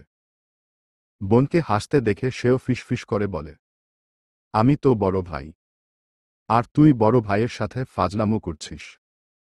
একটু করলে কি হয় শুনি ইনোসেন্ট ফেস করে বলে, আচ্ছা ভাইয়া একটা জিনিস দেখবা। কি? আরে দেখবা কি না বলো। কিছুক্ষণ চুপ থেকে বলে, আচ্ছা দেখব। দেখা। নীরা নিজের ফোন বের করে গ্যালারি থেকে কিছু একটা বের করে আবরারের সামনে ধরে বলে, দেখো তো চিনতে পারো কি না। নীরা আবরারকে একটা ছবি দেখায় আর ছবিটা হলো মানহার। মানহাকে সাজিয়ে কয়েকটা ফটো তুলে নেয় নিজের ফোনে। ছবিটা দেখে মুখ আপনা আপনিই হা হয়ে যায় আবরারের। আবরারের অবস্থা দেখে মিটিমিটি হাসে নীরা। ফের বলে, ভাইয়া ছবি দেখে যদি এমন করো তাহলে সরাসরি দেখলে কি করবে নেহু। আবরারের ঠোঁটে হাসি, চোখে হাসি, মুখে হাসি। খুশিতে আজ শুধু হাসছে সে। দুই ভাই বোনকে ফিসফিস করে কথা বলতে দেখে অয়ন এগিয়ে আসতে আসতে বলে, কি ব্যাপার তোমরা কি ফিসফিস করছো? আমাকেও একটু বলো শুনি। অয়নের কথা শুনে নীরা বলে, তোমাকে বলা যাবে না, সিক্রেট। অয়ন ও আর কথা বাড়ায় না। নীরাকে বলে কাজী সাহেব চলে আসছে, মানহাকে দ্রুত নিচে নিয়ে আসো। অয়নের কথা শুনে মানহাকে আনতে চলে যায় নীরা আর বন্যা। পাশাপাশি বসে আছে আবরার আর মানহা। মানহা ঘোমটা দিয়ে আছে বিধায় তার মুখ দেখা যাচ্ছে না। আবরার অনেক চেষ্টা করেও প্রেয়সীর মুখ দেখতে পারেনি। মানহা ঘোমটার আড়াল থেকে সবটা লক্ষ্য করে মুচকি মুচকি হাসছে। কাজী সাহেব বিয়ে পড়াতে শুরু করেন। প্রথমে আবরারের বিয়ে পড়ান। আবরারকে কবুল বলতে বললে লাজ লজ্জা ফেলে সাথে সাথে কবুল বলে দেয় আবরার। এবার মানহার পালা। কাজী সাহেব মানহাকে কবুল বলতে বললে মানহা বলে না। মানহা কবুল না বলায় আবরার টেনশনে পড়ে যায়। ওদিকে মানহার গলা দিয়ে কথা বের হচ্ছে না। টেনশনে, ভয়ে সবটাই কাবু করে নেয় তাকে। মিনহাজ খান মেয়ের পাশেই ছিলেন। তিনি মেয়ের হাত ধরে বলে, মামনি তুমি কবুল বলো। কোনো ভয় নেই মামনি, আমরা সবাই নিজেদের মানুষ। বাবার কথায় ভরসা খুঁজে পায় মানহা, মাথা উঁচু করে বাবার দিকে তাকায়, দেখে বাবার চোখে পানি। ইশারায় কবুল বলতে বলে মানহাকে। মানহা ৩ কবুল বলে। সবাই আলহামদুলিল্লাহ বলে। এবার সকলে মোনাজাত করে। মোনাজাতের মাধ্যমে শেষ হয় দুজনের বিয়ে। দুজনে বিবাহ বন্ধনে আবদ্ধ হয়। দুজনে হয়ে যায় একে অপরের পরিপূরক, একে অপরের সুখ দুঃখের সাথী। আবরারের ঠোঁটে ফুটে ওঠে পূর্ণতার হাসি। বিয়ের ঝামেলা শেষ হতেই সবাইকে খেতে দেওয়া হয়। তারপর খাওয়ার পর্ব শেষ হলে বিদায়ের পালা। বিদায় শব্দটায় আছে অনেক কষ্ট। বিদায়ের সময় মানহার সে কি কান্না। সবাইকে জড়িয়ে ধরে খুব করে কাঁদছে। মিরাজ মানহাকে জড়িয়ে ধরে বাচ্চাদের মতো কাঁদছে। ভাই বোনের কান্না দেখে সকলের চোখে পানি। অয়ন চুপ করে একপাশে দাঁড়িয়ে আছে। মিলন খান আর মিনহাজ খান আবরারের হাতে তাদের একমাত্র রাজকন্যাকে তুলে দেন। মিনহাজ খান বলেন, আবরার বাবা তোমার হাতে তুলে দিলাম আর কলিজাকে। তাকে তুমি দেখে রেখো। অতি আদরের মেয়ে আমার। কখনো কষ্ট পেতে দিও না। আপনি কোনো টেনশন করবেন না আঙ্কেল। আমার সবটা দিয়ে দেখে রাখবো আপনার মেয়েকে। বাসর ঘরে বসে আছে মানহা। অজানা ভয়ে জোরসড় হয়ে আছে। বুকের ভিতর ধুকপুক করছে। তখনই দরজা খোলার শব্দ হয়। দরজা খুলে ভিতরে প্রবেশ করে আবরার। তাকে দেখে মানহা নেমে সালাম করতে যায়। আবরার বাধা দিয়ে বলে, আমার বনবিড়ালের জায়গা সবসময় আমার বুকে। মানহা অবাক হয়ে আবরারের দিকে তাকায়। মানহার তাকানো দেখে বলে, ওমন করে তাকাবেন না, নিজেকে অনেক কষ্টে কন্ট্রোল করে রাখছি। আর ঠিক রাখতে পারবো না কিন্তু। মানহা লজ্জায় মাথা নিচু করে নেয়। মানহার মাথা উঁচু করে তার হাতে দেনমোহরের সব টাকা বুঝে দেয়। টাকা দেখে বলে, এগুলো কেন দিচ্ছেন? আপনার কাছেই রাখুন, কাজে লাগবে। ওটা আপনার কাছে রাখুন, দেনমোহরের টাকা দিয়ে আমার স্ত্রীকে হালালভাবে স্পর্শ করতে চায়। ইসলামিক শরীয়তে আছে, স্ত্রীকে দেনমোহরের টাকা পরিশোধ করে তবেই তাকে স্পর্শ করো, তার আগে নয়। আবরার ফের বলে, তোমাকে একটু জড়িয়ে ধরতে পারি? হঠাৎ আবরারের মুখে তুমি ডাক শুনে চমকে ওঠে মানহা। তারপর মাথা নেড়ে সায় দেয়। সম্মতি পাওয়ার সাথে সাথে জড়িয়ে ধরে প্রিয়তমাকে। মানহাও প্রথমবারের মতো জড়িয়ে ধরে আবরারকে। আর এখান থেকেই শুরু হয় তাদের পথচলা।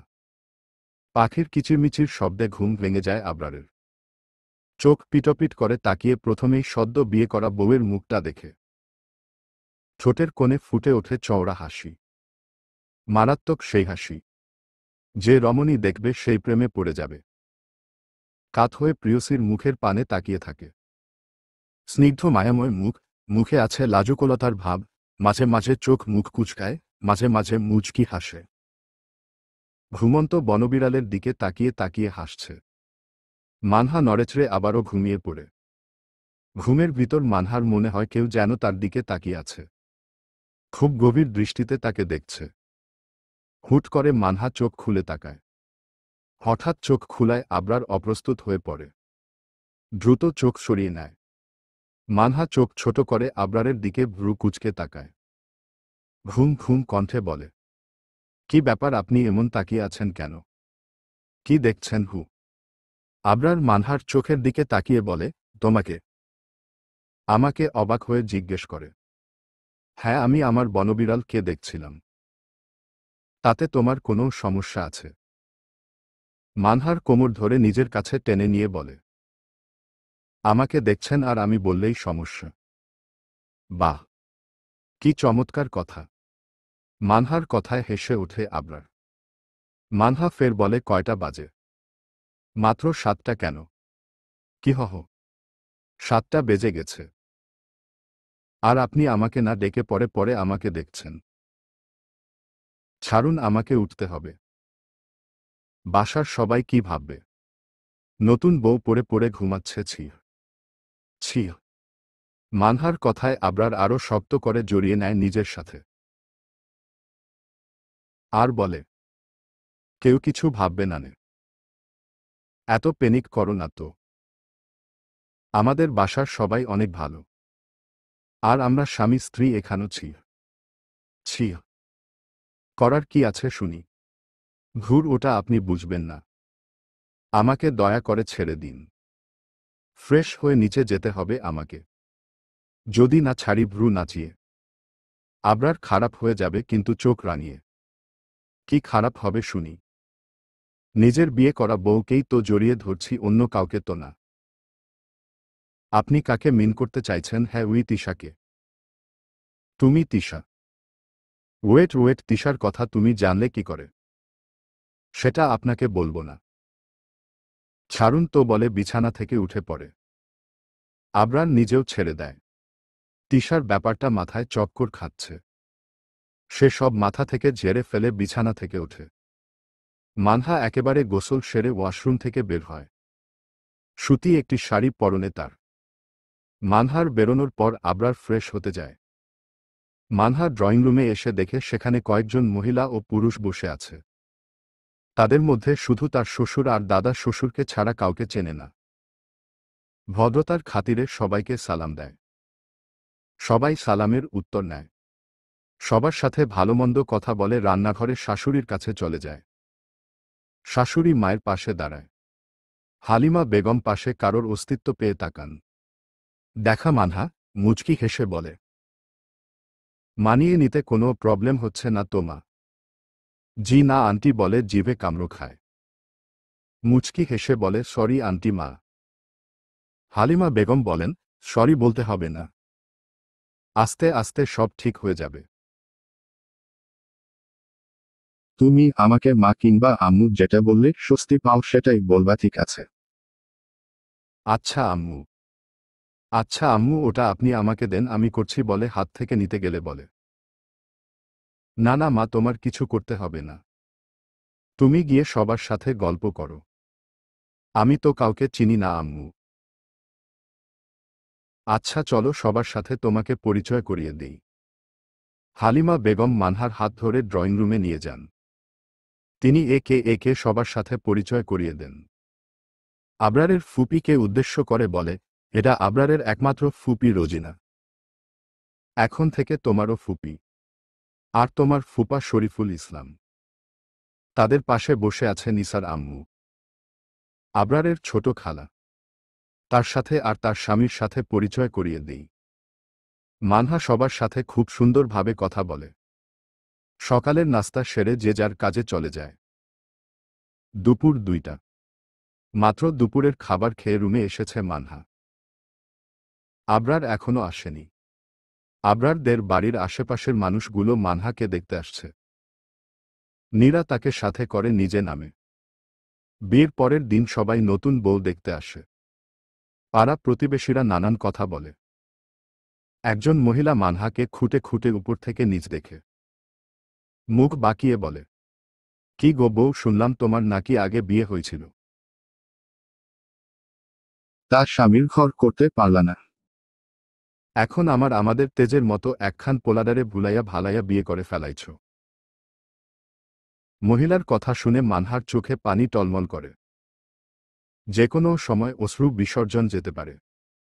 মানহা চুপ করে শাড়ি খামচে দাঁড়িয়ে আছে। সে কি বলবে? এটা তো সোনারই কথা। সে যদি এখন কিছু বলে তো লোকে বলবে বিয়ে হতে না হতেই পরের দিনই নতুন বউ মুখে মুখে কথা বলছে। তাহলে তো তার শ্বশুরেরই অপমান হবে। সেজন্য মুখ বুঝে সহ্য করে নিচ্ছে। নীরা রাগে কটমট করছে। কিছু বলতে যাবে তখনই সিঁড়ি দিয়ে নামতে দেখে ভাইকে। মুহূর্তেই মুখে হাসি ফুটে ওঠে। আবরার আসতে আসতে বলে, আমার বউয়ের আগে বিয়ে হয়েছে কি হয়নি সেটা আপনাদের দেখার বিষয় না। আপনারা বউ দেখতে আসছেন ভালো কথা। বউ দেখা শেষ হলে এখন আসতে পারেন। আবরারের কথায় তেলেবেগুনে জ্বলে ওঠেন মহিলাটা। রাগে গজগজ করতে করতে বেরিয়ে যাব বাসা থেকে। মানহা আবরারের দিকে অশ্রুসিক্ত নয়নে তাকায়। আবরার বউয়ের কাছে এসে চোখের পানি মুছিয়ে দিয়ে বলে, খবরদার আমি যেন আমার বনবিড়ালের চোখে পানি না দেখি। তোমার চোখের পানির অনেক মূল্য বুঝছ। আবরারের কথায় মুচকি হাসে মানহা। পাশ থেকে নীরা বলে, ভাববা আপনি থেকে তুমি বাহ বাহ, বিয়ের পরে এত ডেভেলপড। নীরার মাথায় গাঁটটি দিয়ে বলে, ওরে পাজি, ভাইয়ের সাথে দুষ্টামি করা হচ্ছে। হ্যাঁ, ঘুর ভাইয়া, তোমার সাথে কথা বলায় বেকার। ভাবি মনি, চলো আমরা আজ অনেক আড্ডা দেব। ছাদে বন্যা একা একা আছে। ভাইয়ার সাথে তুমি যাবে না বলে টেনে ধরে নিয়ে যায় মানহাকে। পিছন থেকে আবরার ডাকলেও নীরার জন্য কিছু বলতে পারে না। আজ বিয়ের 2 দিন। আবরার আর মানহা খান বাড়িতে যাবে। আবরার প্রথমবার শ্বশুর বাড়িতে যাবে, সেজন্য নিজের রুমে রেডি হচ্ছে। কালো প্যান্ট, কালো শার্ট, তার উপরে কালো কোট পরেছে। ফর্সা গায়ে কালো রঙে ভালো মানিয়েছে। দেখতে মাশাআল্লাহ অনেক সুদর্শন লাগছে আবরারকে। মানহা খাটের উপর বসে এক ধ্যানে আবরারকে দেখছে। আয়নায় সবটা দেখছে আবরার আর মিটিমিটি হাসছে। মানহা আবরারের সাথে ম্যাচিং করে কালো রঙের জামদানি শাড়ি পরছে। মাথায় হিজাব। সিম্পল সাজ, এতেই পারফেক্ট। আবরার মানহার সামনে এসে দাঁড়ায়। নিজের দিকে তাকিয়ে থাকতে দেখে মুচকি হেসে ভ্রু নাচিয়ে বলে, তোমার বরকে কি আজ একটু বেশি সুদর্শন লাগছে? হ্যাঁ। আবরারের কথায় লজ্জায় অন্য দিকে তাকায়। মুখে তার লাজুকতার হাসি। মুখে হাত দিয়ে আছে। আবরার আবারও বলে, কি ব্যাপার? আমার বউটা কি লজ্জা পাচ্ছে? উহু, ভুর, কি যে বলেন আপনি। একটু চুপ করবেন প্লিজ। আচ্ছা, তা না হয় করলাম চুপ। বাট আমার একটা কন্ডিশন আছে। কি? রাজি আছো কি না বলো। যদি আমার কন্ডিশনে রাজি থাকো তাহলে চুপ করব। আচ্ছা, আমি রাজি। কি কন্ডিশন বলেন? আজ এখন থেকে তুমি আমাকে তুমি করে বলবে, বুঝছো ডিয়ার বনবিড়াল? হ্যাঁ। হ্যাঁ নয় হ্যাঁ। কিন্তু? কোনো কিন্তু নয়। আচ্ছা, চেষ্টা করব। বলো এখনই। হ্যাঁ। মানহা কি বলবে বুঝতে পারছে না। বলতে গিয়ে বারবার থেমে যাচ্ছে। লজ্জায় মুখ লাল হয়ে গেছে। এতদিন আপনি করে বলে হঠাৎ তুমি করে বলতে গেলে কি হয়? মানহার ভাবনার মাঝেই বলে, কি হলো, বলছো না কেন? মানহা আবরারের দিকে তাকিয়ে বলল, আচ্ছা চলো তো, দেরি হয়ে যাচ্ছে। নিচে সবাই আমাদের জন্য অপেক্ষা করছে। আবরার প্লিজ তুমি দ্রুত নিচে আসো বলে দৌড়ে রুম থেকে বেরিয়ে যায়।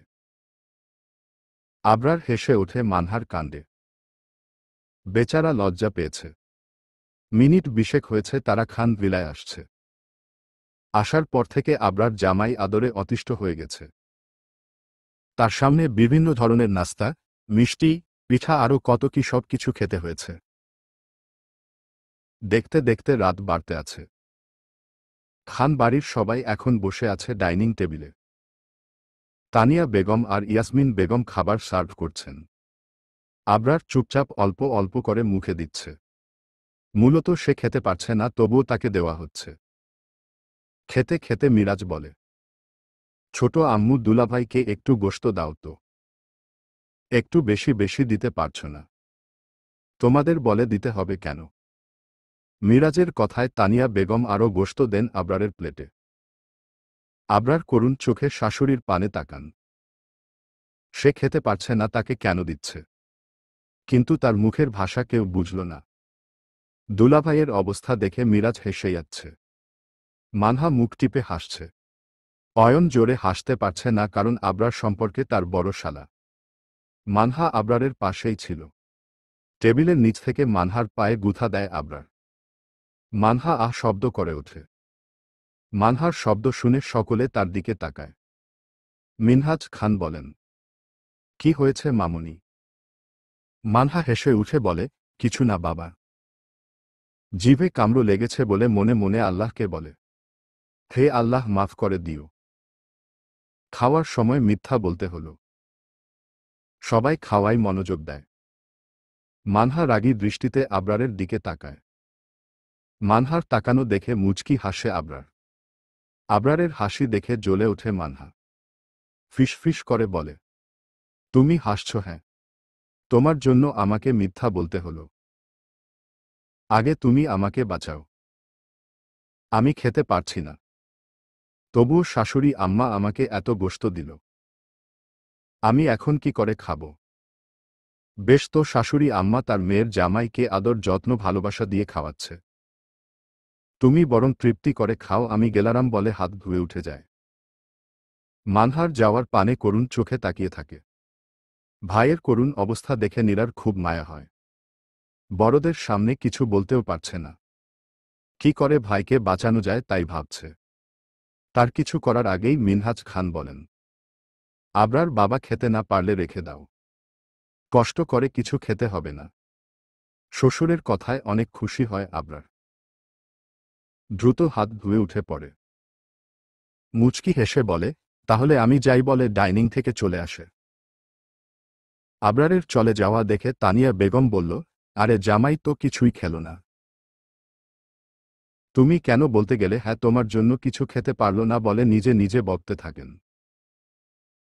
রুমে এসে স্বস্তির নিঃশ্বাস ফেলে আবরার। বড় বাঁচান, বেঁচে গেছে সে। শ্বশুরকে সালাম করতে হয়। ঠিক সময় জামাইয়ের মনের কথা বুঝে ফেলছে। রুমে মানহাকে না দেখে বেলকনিতে যায়। দেখে বেলকনির রেলিং ধরে দাঁড়িয়ে আছে মানহা। আবরার পিছন থেকে জড়িয়ে ধরে বউকে। হঠাৎ কেউ জড়িয়ে ধরায় চমকে ওঠে মানহা। পরক্ষণে বুঝতে পারে জড়িয়ে ধরা লোকটাকে। তাকে স্পর্শ করার মতো একজনই আছে। কোমরের শীতল হাতের স্পর্শ পেতেই কেঁপে ওঠে সে। শরীরের লোমকূপ শির শির করে খাড়া হয়ে যায়। শরীর জুড়ে কম্পন সৃষ্টি হয়। আবরার ঘোর লাগা কণ্ঠে বলে, বউ, কাজটা তুমি ভালো করনি, কিন্তু তার জন্য তোমাকে শাস্তি পেতে হবে। মানহা কাঁপা কাঁপা কণ্ঠে বলে, কি বলছো এসব তুমি? আমি আবার কি করেছি? নিচে আমাকে না বাঁচিয়ে চলে আসাটা কি ভালো হয়েছে বলো? কাজটা তুমি মোটেও ভালো করনি। মানহা কোমর থেকে আবরারের হাতটা সরিয়ে ঘুরে দাঁড়ায় আবরারের সামনে। দেখে তার দিকে নেশালো দৃষ্টিতে তাকিয়ে আছে। মানহা কিছু বলতে যাবে তার আগেই আবরার নিজের ঠোঁট দ্বারা মানহার ঠোঁট আঁকড়ে ধরে। হঠাৎ এমন কিছু হওয়ায় অপ্রস্তুত হয়ে যায় মানহা। আবরার নিজের কাজে ব্যস্ত। তখন পিছন থেকে নীরা বলে, আমি কিছু দেখিনি, আমি কিছু দেখিনি বলে নিজের হাত দ্বারা নিজের চোখ ঢেকে নেয়। হঠাৎ কারোর কথা শুনে ছিটকে দূরে সরে দাঁড়ায় দুজন। মানহা লজ্জায় অন্যদিকে তাকিয়ে হাঁপাতে থাকে। ছি ছি, কি লজ্জা! লজ্জায় মাটির নিচে ঢুকে যেতে মন চাচ্ছে। আবরার স্থির হয়ে বোনের দিকে তাকিয়ে দাঁড়িয়ে আছে। মনে হচ্ছে কিছুই হয়নি। নীরা চোখ থেকে হাত সরিয়ে ভাইকে বলে, রোমাঞ্চ করার আগে দরজাটা বন্ধ করে নিতে পারো না? হ্যাঁ, কারোর রুমে প্রবেশ করার আগে তার থেকে পারমিশন নিতে হয়, সেটা কি তুই জানিস না? তোর জন্য আমার রোমাঞ্চের 12টা বেজে গেল। আসার আর সময় পেলি না। আমার না হয় খেয়াল নেই, কিন্তু তুমি তো আর ছোট না। মিনিমাম জ্ঞানটুকুও নেই। এই বাসায় এতগুলো মানুষ। যে কেউ যে কোনো সময় চলে আসতে পারে। যা হবার হয়ে গেছে। কি বলতে আসছিস বলে বিদায় হু। যত দোষ নন্দ ঘোষ। এখন সব আমার দোষ, তাই না? ভাবি মনির কাছে আসছিলাম। ভাবলাম সবাই মিলে একটু আড্ডা দেব। সেজন্য ছাদে বসার জন্য জায়গা করে আসছি। তোমরা দুজন তাড়াতাড়ি ছাদে আসো বলে রুম থেকে বেরিয়ে যায়। নীরা চলে যেতেই মানহা আবরারের দিকে রাগী দৃষ্টিতে তাকিয়ে বলে, তোমার জন্য, শুধু তোমার জন্য আমাকে লজ্জায় পড়তে হলো। এখন আমি কি করে নীরার সামনে যাব? ধুর, কিছু ভাল লাগে না বলে রুম থেকে বেরিয়ে যায়। বউয়ের চলে যাওয়ার দিকে তাকিয়ে থাকে। কিছু মনে পড়তেই মাথা চুলকে হেসে ওঠে। রাতে সবাই মিলে আড্ডা জমিয়েছে ছাদে। সময়টা পার করার জন্য খেলা করবে তারা। 6 জনে গোল হয়ে বসেছে। তারা ট্রুথ ওর ডেয়ার খেলবে। সেই অনুযায়ী মিরাজ একটা কাচের বোতল নিয়ে আসে। কিভাবে খেলতে হবে সেটা নীরা বুঝিয়ে দিয়েছে। নিয়মমাফিক খেলা শুরু করে মিরাজ। মিরাজ বোতল ঘুরিয়ে দেয়। সেটা গিয়ে সর্বপ্রথম পড়ে অয়নের দিকে। প্রথমেই অয়নের পোড়ায় অয়ন ঘাপটি মেরে চুপ করে থাকে। কারণ এসব খেলা সে আগে কখনো করেনি। মেয়েদের খেলা কি ছেলেরা কখনো করে? বিপাকে পরে খেলতে হচ্ছে তার। না করলে বউ তার খবর করে ছাড়বে। মানহা চিল্লিয়ে বলে, হে হে ভাইয়া, তুমি ট্রুথ নাকি ডেয়ার কোনোটা নিবে? অয়ন নীরার দিকে করুণ চোখে তাকায়। নীরা চোখ রাঙিয়ে ইশারায় বলতে বলে। অয়ন মানহার দিকে তাকিয়ে বলে, কোনোটা নিলে ভালো হবে নে বোন। যেটা নিলে ভালো হয় সেটা বল। অয়নের কথায় সবাই হেসে ওঠে। মিরাজ বলে, ভাইয়া তুমি ডেয়ার নাও। অয়ন মিরাজের দিকে তাকিয়ে মুখের হাবভাব বোঝার চেষ্টা করে। নিজে ফের বলে, ট্রুথ। সিউর ভাইয়া। মানহা, হু। ওকে। তাহলে ভাইয়াকে তোমরা কে প্রশ্ন করবে? আমি বলে হাত তোলে নীরা। নীরা হাসছে। হাসার ভাব দেখে অয়ন ঢের বুঝতে পারছে তাকে যা তা প্রশ্ন করবে তার বউ ভাবতেই গলা বুক শুকিয়ে যায়। আমতা আমতা করে বলে, তুমি? হ্যাঁ। আচ্ছা, তুমি জীবনে কয়টা প্রেম করছো? ভ্রু নাচিয়ে বলে। মিথ্যা বলা যাবে না কিন্তু। সবাই অয়নের দিকে তাকিয়ে আছে। অয়ন সবার দিকে তাকিয়ে বোকা হেসে বলে, 20-30টা করছি। কি হহ বলে চেঁচিয়ে ওঠে নীরা। তুমি আমাকে ঠকিয়েছ। আমাকে তুমি মিথ্যা বলছো বলে কান্না শুরু করে দেয়। নীরার কান্নায় হকচকিয়ে গিয়ে বলে, আরে তুমি কান্না করছো কেন? আমি মজা করে বলছি। তুমি আমার জীবনে প্রথম প্রেম আর শেষ প্রেম, প্লিজ কান্না থামাও। নীরা কান্না থামিয়ে চোখ ছোট করে বলে, সত্যি? হ্যাঁ। মিরাজ এবার বলে, তোমরা ড্রামা বাদ দিবে। এভাবে করলে আমরা কখন খেলব? হ্যাঁ। বলে বোতলটা আবার ঘুরিয়ে দেয়। এবার গিয়ে পড়ে আবরারের দিকে। মিরাজ প্রশ্ন করে, দুলাভাই আপনি কি নিবেন, ট্রুথ নাকি ডেয়ার? আবরার সোজাসাপটা বলে দেয় সে ডেয়ার নিবে। তার নাকি সৎ সাহস আছে। মিরাজ আবরারকে বলে, ভাইয়া আপনি আপুর জন্য একটা কবিতা বলবেন। কবিতা? হ্যাঁ। আচ্ছা বলে মানহার চোখে চোখ রেখে বলে, তোমারই যেন ভালোবাসি আছি, শত রূপে শতবার, জনমে জনমে যুগে যুগে অনিবার, চিরকাল ধরে মুগ্ধ হৃদয়ে গাতিয়াছি গীতহার, কত রূপ ধরে পড়েছ গলায়, নিয়েছ যে উপহার, জনমে জনমে যুগে যুগে অনিবার। সবাই করতালি দেয়। আবরারের কবিতার প্রশংসা করে।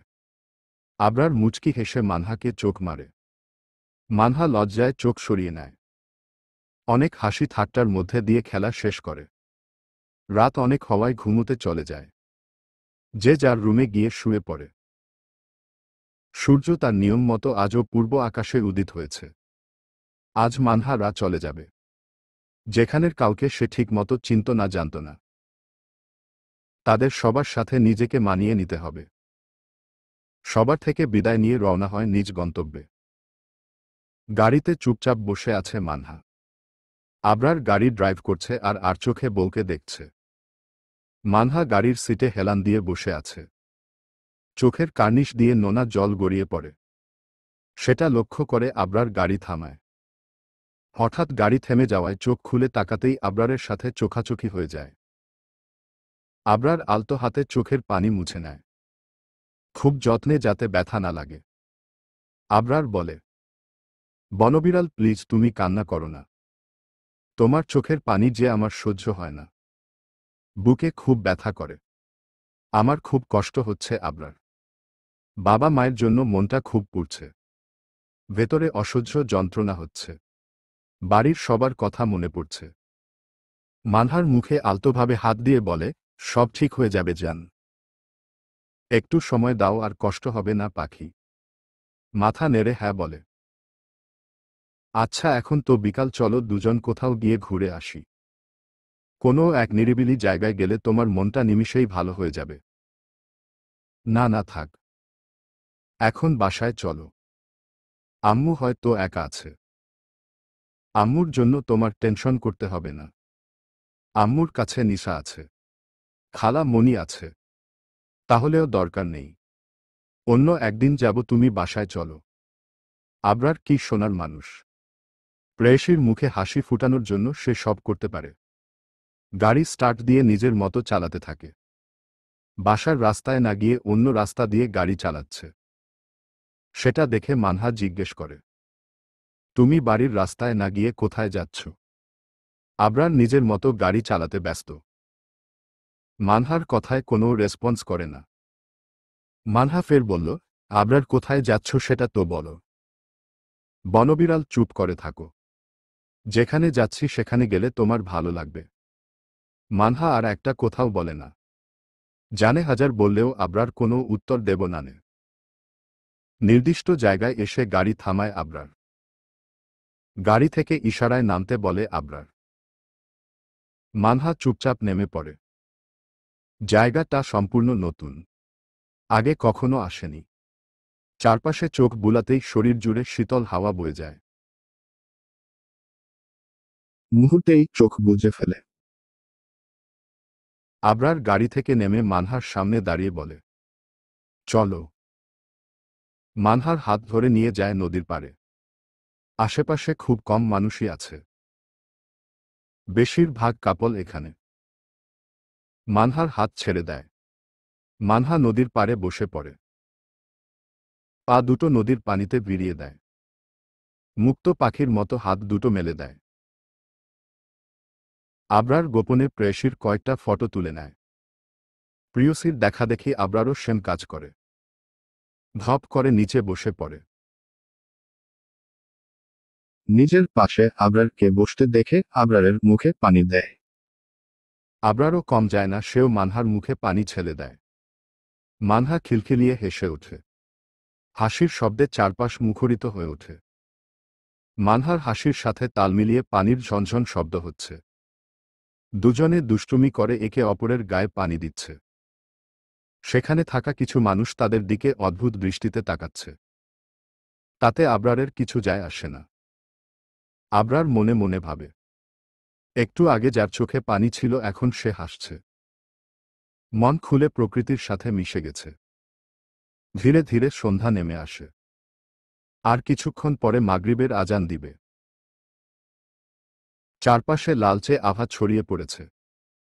সেটা লক্ষ্য করতেই বাড়ির কথা মনে পড়ে। মানহা আবরারকে তাড়া দেয় বাড়িতে যাওয়ার জন্য। নদীর পাড় থেকে উঠে দাঁড়ায় দুজনে। সেখানে থেকে পা বাড়ায় গাড়ির কাছে যাওয়ার জন্য। আবরার নিজের হাতের মুঠোয় শক্ত করে চেপে রাখে মানহা হাত। দুজনে হাত ধরে হেঁটে যাচ্ছে গাড়ির কাছে। পিছন থেকে কেউ মানহা বলে ডাক দেওয়ায় পা থেমে যায় দুজনের। মানহা পিছনে ফিরে অবাক হয়ে বলে, আরে আপনি এখানে। দেখতে দেখতে সন্ধ্যা ঘনিয়ে আসে। চারপাশে লালচে আভা ছড়িয়ে পড়ছে। সেটা লক্ষ্য করে করে বাড়ি ফেরার কথা ভাবে মানহা। বাড়ি যাওয়ার জন্য দ্রুত নদীর পাড় থেকে উঠে দাঁড়ায় দুজনে। সেখানে থেকে পা বাড়ায় গাড়ির কাছে যাওয়ার জন্য। আবরার নিজের হাতের মুঠোয় শক্ত করে চেপে রাখছে প্রিয়সীর হাত দুটো। দুজনে হেঁটে হেঁটে গাড়ির দিকে অগ্রসর হচ্ছে। ঠিক সেই মুহূর্তে কেউ একজন মানহার নাম ধরে ডাক দেয়। পা দুটো থেমে যায় মানহার। মানহাকে থেমে যেতে দেখে আবরার নিজেও থেমে যায়। মানহা পিছনে তাকিয়ে থমকে যায়। পুরো দুনিয়াটা অন্ধকার লাগলো তার কাছে। এতগুলো বছর, এতগুলো দিন পর মানুষটাকে দেখে অবাক হয়ে যায়। আবরারের হাতটা শক্ত করে চেপে ধরে দু পা পিছিয়ে যায় মানহা। হঠাৎ মানহাকে দুর্বল হতে দেখে অস্থির হয়ে ওঠে আবরার। ব্যস্ত হয়ে পড়ে মানহাকে নিয়ে। অতঃপর মানহা বিস্মিত হয়ে বলল, আপনি? মানহার দৃষ্টি অনুসরণ করে আবরারও তাকায়। দেখে একজন অচেনা লোক তাদের থেকে একটু দূরে দাঁড়িয়ে আছে। বাট লোকটার সাথে মানহার কি সম্পর্ক সেটাই বুঝতে পারছে না। আবরার আশ্চর্য হয়ে জিজ্ঞেস করে, তুমি চেনো উনাকে? আবরারের প্রশ্নে তার দিকে তাকায় মানহা। ফের লোকটার দিকে তাকিয়ে নিজেকে সামলে চোখ মুখ শক্ত করে বলে, আপনি এখানে কেন? আমার পিছু পিছু আসলেন কেন? আপনি কেন আমাকে ডাকলেন? হ্যাঁ কেন? বলতে বলতে জোরে শ্বাস নেয় মানহা। মানহাকে অস্থির হতে দেখে বলে, কুল ডাউন বনবিড়াল। এত হাইপার হয়ে যাচ্ছ কেন? লোকটা কে? তার সাথে তোমার কি সম্পর্ক? তাদের সামনে থাকা লোকটা শুধু অবাক হয়ে দেখছে। মানহাকে নিয়ে কেউ একজন অস্থির, উৎকণ্ঠা। চোখের কার্নিশ বেয়ে জল গড়িয়ে পড়ে। সেটা অতি সন্তর্পণে কেউ দেখার আগে মুছে নেয়। সে মানহাকে বলে, কেমন আছো? মানহা নরম কণ্ঠে বলে। লোকটার মুখে নিজের নাম শুনে গা ঘিনঘিন করে ওঠে মানহার। মানহা উত্তেজিত হয়ে বলে, don't shut your mouth mister Rupam. আপনার মুখে আমার নামটা যেন আর না উচ্চারণ করেন। কারণ আপনার মুখে আমার নামটা মানায় না। আমি আপনাকে ঘৃণা করি। হ্যাঁ, লোকটা আর কেউ নয়, মানহার প্রাক্তন স্বামী রূপম। সেটা আমি জানি, আর জানি বলেই তোমাকে এত দিন পাগলের মতো খুঁজে বেরিয়েছি। সারা শহর তন্নতন্ন করে খুঁজেছি। এমন একটা দিন যায়নি আমার চোখ দুটো তোমাকে খুঁজেনি। কিন্তু তোমার খোঁজ পাইনি। কেন খুঁজেছেন আমায়? কিসের দরকার আমায়? আবার ঠকাবেন, অবহেলা করবেন সেজন্য? শুনে রাখুন মিস্টার রূপম, মানহা কখনো অন্যের ব্যবহৃত জিনিস ছুঁয়ে দেখেনি। যে থুথু একবার ফেলে দিচ্ছি সেটা আর উঠাবে না। আমাকে কি ক্ষমা করা যায় না মানহা? জানি আমি ক্ষমার যোগ্য না, তবুও বলছি প্লিজ আমাকে ক্ষমা করে দাও বলে মানহার হাত দুটো ধরে। মানহার হাত ধরায় আবরারের চোখ মুখ লাল হয়ে যায়। রেগে কিছু বলতে যাবে তার আগেই মানহার কথা শুনে থেমে যায়। মুহূর্তেই মানহা অগ্নিমূর্তির ধারণ করে। ঝাড়া মেলে রূপমের হাত দুটো ফেলে দিয়ে বলে, ডোন্ট টাচ মি।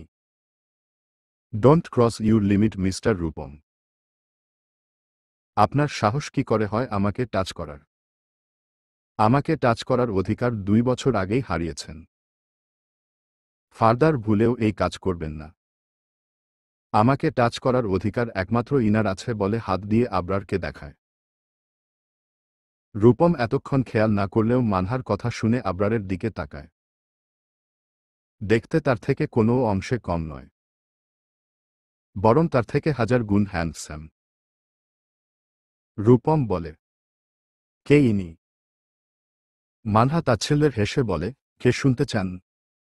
তাহলে শুনুন, ইনি আমার একমাত্র বর, যাকে আমি নিজের থেকেও বেশি ভালোবেসে ফেলছি। তার ছোট ছোট কেয়ার, আমার জন্য তার পাগলামি সবটা নিজের অজান্তেই তার সাথে নিজেকে জড়িয়ে ফেলেছি। যাকে আমি অসম্ভব রকমের ভালোবেসে ফেলছি। মানহার মুখে ভালোবাসার কথা শুনে চমকে যায় আবরার। মুখে ফুটে ওঠে এক চিলতে হাসি। রূপম ফের বলল, খুব সুখে আছো তাই না? হ্যাঁ, খুব সুখে আছি। জীবনে দ্বিতীয়বার যে আসে সে পৃথিবী ভর্তি সুখ নিয়ে আসে। তার ভালোবাসা, যত্ন, সোহাগ দেখলে মনে হয় আমিই পৃথিবীর সবচেয়ে সুখী নারী, যার এমন একটা শখের পুরুষ আছে।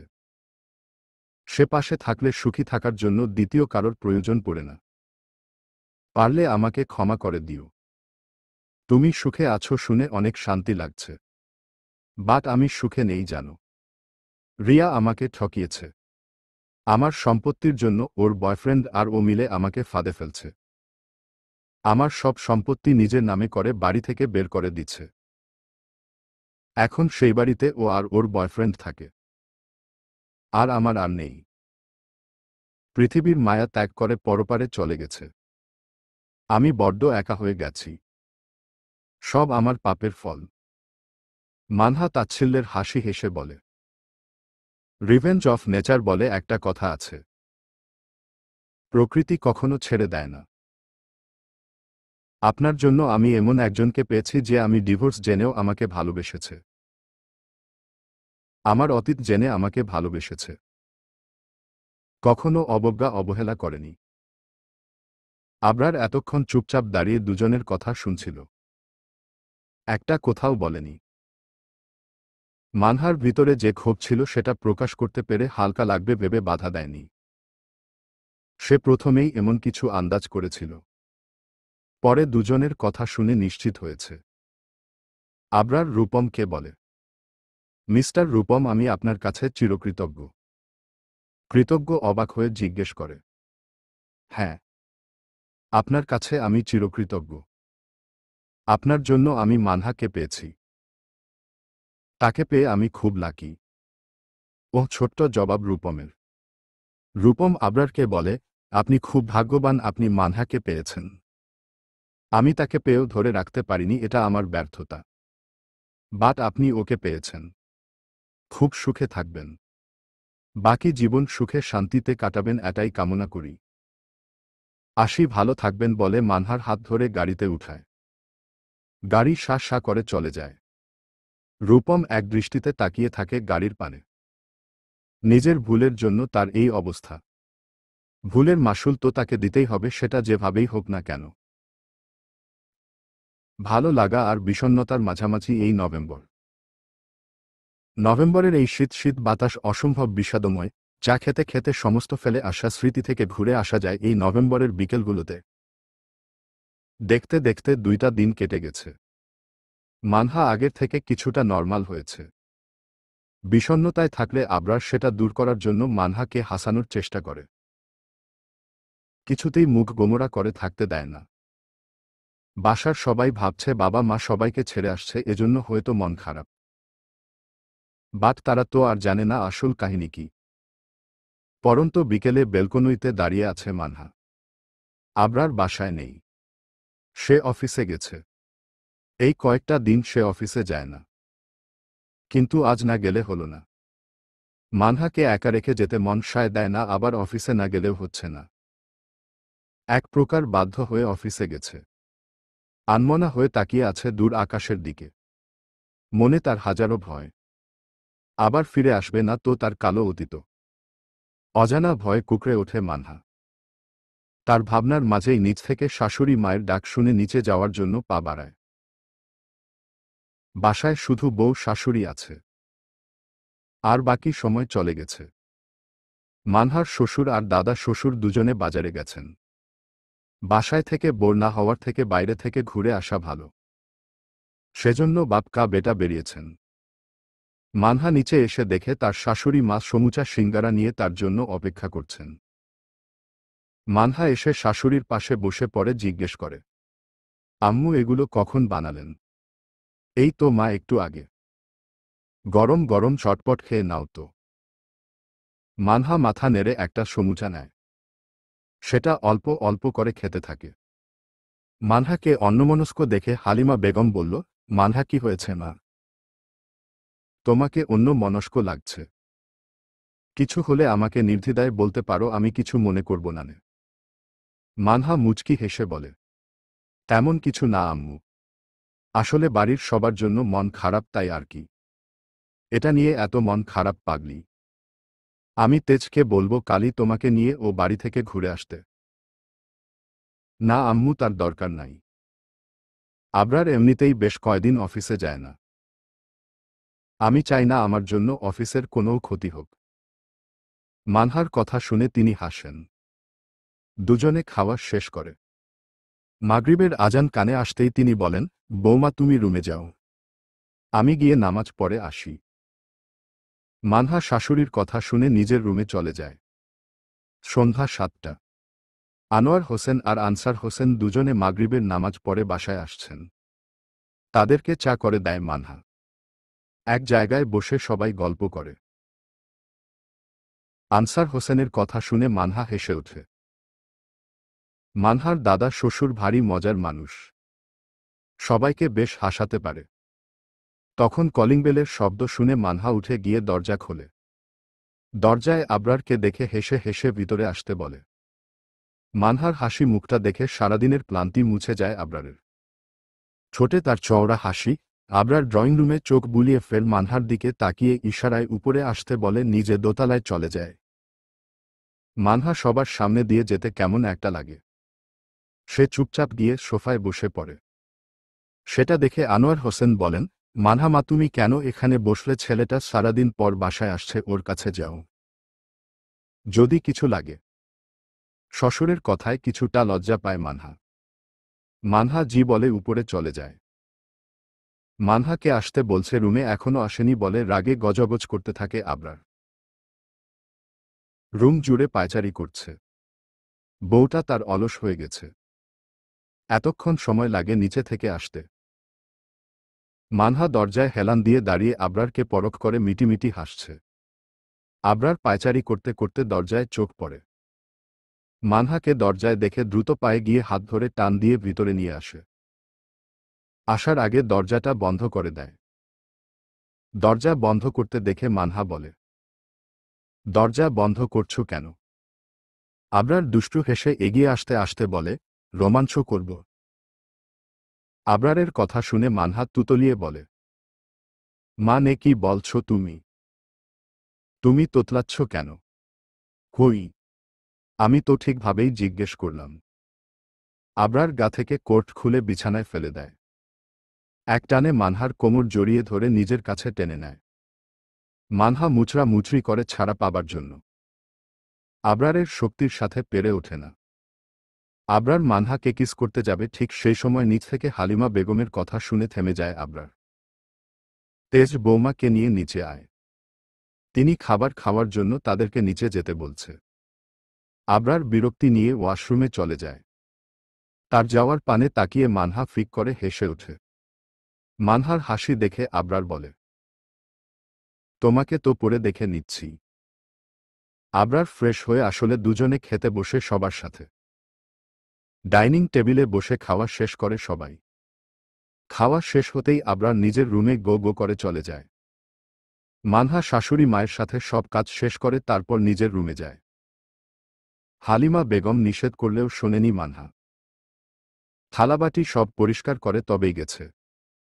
মানহা রুমে এসে দেখে পুরো রুম ফাঁকা, কেউ নেই রুমের ভিতর। বেলকনিতে আছে ভেবে দরজা বন্ধ করে বেলকনিতে যায়।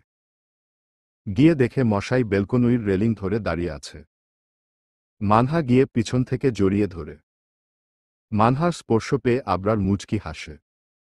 মানহাকে নিজের দিকে ঘুরিয়ে বলে, আমার বউটার মুড দেখছি খুব ভালো আছে, আজ খুব হাসি খুশি লাগছে কেন? ব্যাপার কি? উহুভ্রু নাচিয়ে জিজ্ঞেস করে। আবরারের কথা শুনে চোখ ছোট করে তাকায় মানহা। মানহাকে চোখ ছোট করে তাকাতে দেখে বলে, কি হলো? তোমাকে আমার সুবিধার লাগছে না? আজ হঠাৎ কি হলো? ভুর কি যে বলো না। তোমার কথা শুনে আমার খটকা লাগছে। তুমি ঠিক আছো তো? না গো, আমি ঠিক নেই। ওমা, কি বলো? তোমার আবার কি হলো? আমার প্রেম প্রেম পাচ্ছে। আবরারের কথায় লজ্জায় মুখ লুকায় আবরারের বুকে। প্রেয়সীর লজ্জা মাখা মুখ উঁচু করে বলে, আসলে কি, লজ্জা পেলে তোমাকে না অনেক কিউট লাগে। তোমার লজ্জা মাখা টমেটোর মতো গাল দুটোকে টুপ করে গিলে ফেলতে মন চায়। আবরারের কথায় বুকে কিল ঘুষি মেরে বলল, ধুর, কী সব বলছো তুমি? আমার খুব লজ্জা লাগছে। ওকে ফাইন, তাহলে চলো লজ্জা ভাঙানোর ব্যবস্থা করে দেই, কি বলো? মানহা ঘাপটি মেরে আবরারের বুকে লেপ্টে থাকে। আবরার দুষ্টু এসে বলল, নীরবতা কিন্তু সম্মতির লক্ষণ। তাহলে কি আমি ধরেই নেব আমার প্রস্তাবে তুমি রাজি আছো? কথাটা বলে এক ঝটকায় কোলে তুলে নিল মানহাকে। ব্যালকনি থেকে রুমে এনে বিছানায় শুয়ে দিল। অতঃপর নিজেও মানহার উপরে শুয়ে পড়ে। একে অপরকে কাছে পাবার তীব্র বাসনা জেগে ওঠে দুজনার মাঝে। দুজনে হারিয়ে যায় ভালোবাসার গহীন রাজ্যে। সকালের মিষ্টি আলো চোখে পড়তেই ঘুম ভেঙে যায় মানহার। পিটপিট করে চোখ খুলে প্রথমেই আবরারের উন্মুক্ত বুকটা চোখে পড়ল তার। রাতের কথা মনে হতেই লজ্জায় কুকরিয়ে যায় সে। মুখে তার লাজ রাঙা হাসি। আবরারের ঘুমন্ত মুখের দিকে তাকিয়ে রয় কিছুক্ষণ। আবরারের কিউট গুলোমুলো গাল দুটোই কিস করতে মন চাচ্ছে। মানহা ঠোঁট এগিয়ে আবরারের কপালে ভালোবাসার পরশ ছোঁয়ায়, ফের সেখান থেকে দুই গালে। এভাবে সারা মুখে ভালোবাসার পরশ ছোঁয়ায় মানহা। আবরার এতক্ষণ ঘুমের অভিনয় করে সব দেখছিল, তার বনবিড়াল কি করে তার সাথে। অতঃপর আবরার ঘুম ঘুম কণ্ঠে বলে, থামলে কেন, আরও দাও। হঠাৎ করে কথা বলায় চমকিয়ে উঠল মানহা। আমতা আমতা করে বলল, তুমি জেগে আছো? আবরার এবার চোখ খুলে মুচকি মুচকি হাসে। সেই হাসির দিকে মানহা এক ধ্যানে তাকিয়ে রয়। আবরারের কথায় লজ্জায় মুখ নিচু করে নেয় অতঃপর। আচ্ছা, সকাল সকাল আমার বউয়ের দেখি রোমান্স করতে মন চাচ্ছে। কাল রাতে কি আমার আদরে মন ভরেনি যে সকাল সকাল আরও আদর পেতে মন চাচ্ছে? আরও কিছু বলার আগে মানহা আবরারের ঠোঁট চেপে ধরে নিজের হাত দিয়ে। অতঃপর বলল, এমন ঠোঁট কাটা স্বভাবের হলে কবে থেকে বলো তো? আগে তো কখনো এমন করনি। মুখটা কি কন্ট্রোল করা যায় না একটু? বউয়ের সামনে সব পুরুষই ঠোঁট কাটা স্বভাবের হয়, বুঝছো? তাই এত ভেবে বলার কিছু নেই এখানে। মানহা কিছু না বলে চাদর জড়িয়ে বিছানা থেকে উঠে যায়, সোজা ওয়াশরুমে চলে যায়। অতঃপর ওইদিকে আবরার ব্যাককেলের মতো মানহারের দিকে তাকিয়ে থেকে হেসে উঠল। বউটা তার লজ্জা পেয়েছে। হায় রে লজ্জাবতী বউ আমার। চলবে ইনশাল্লাহ।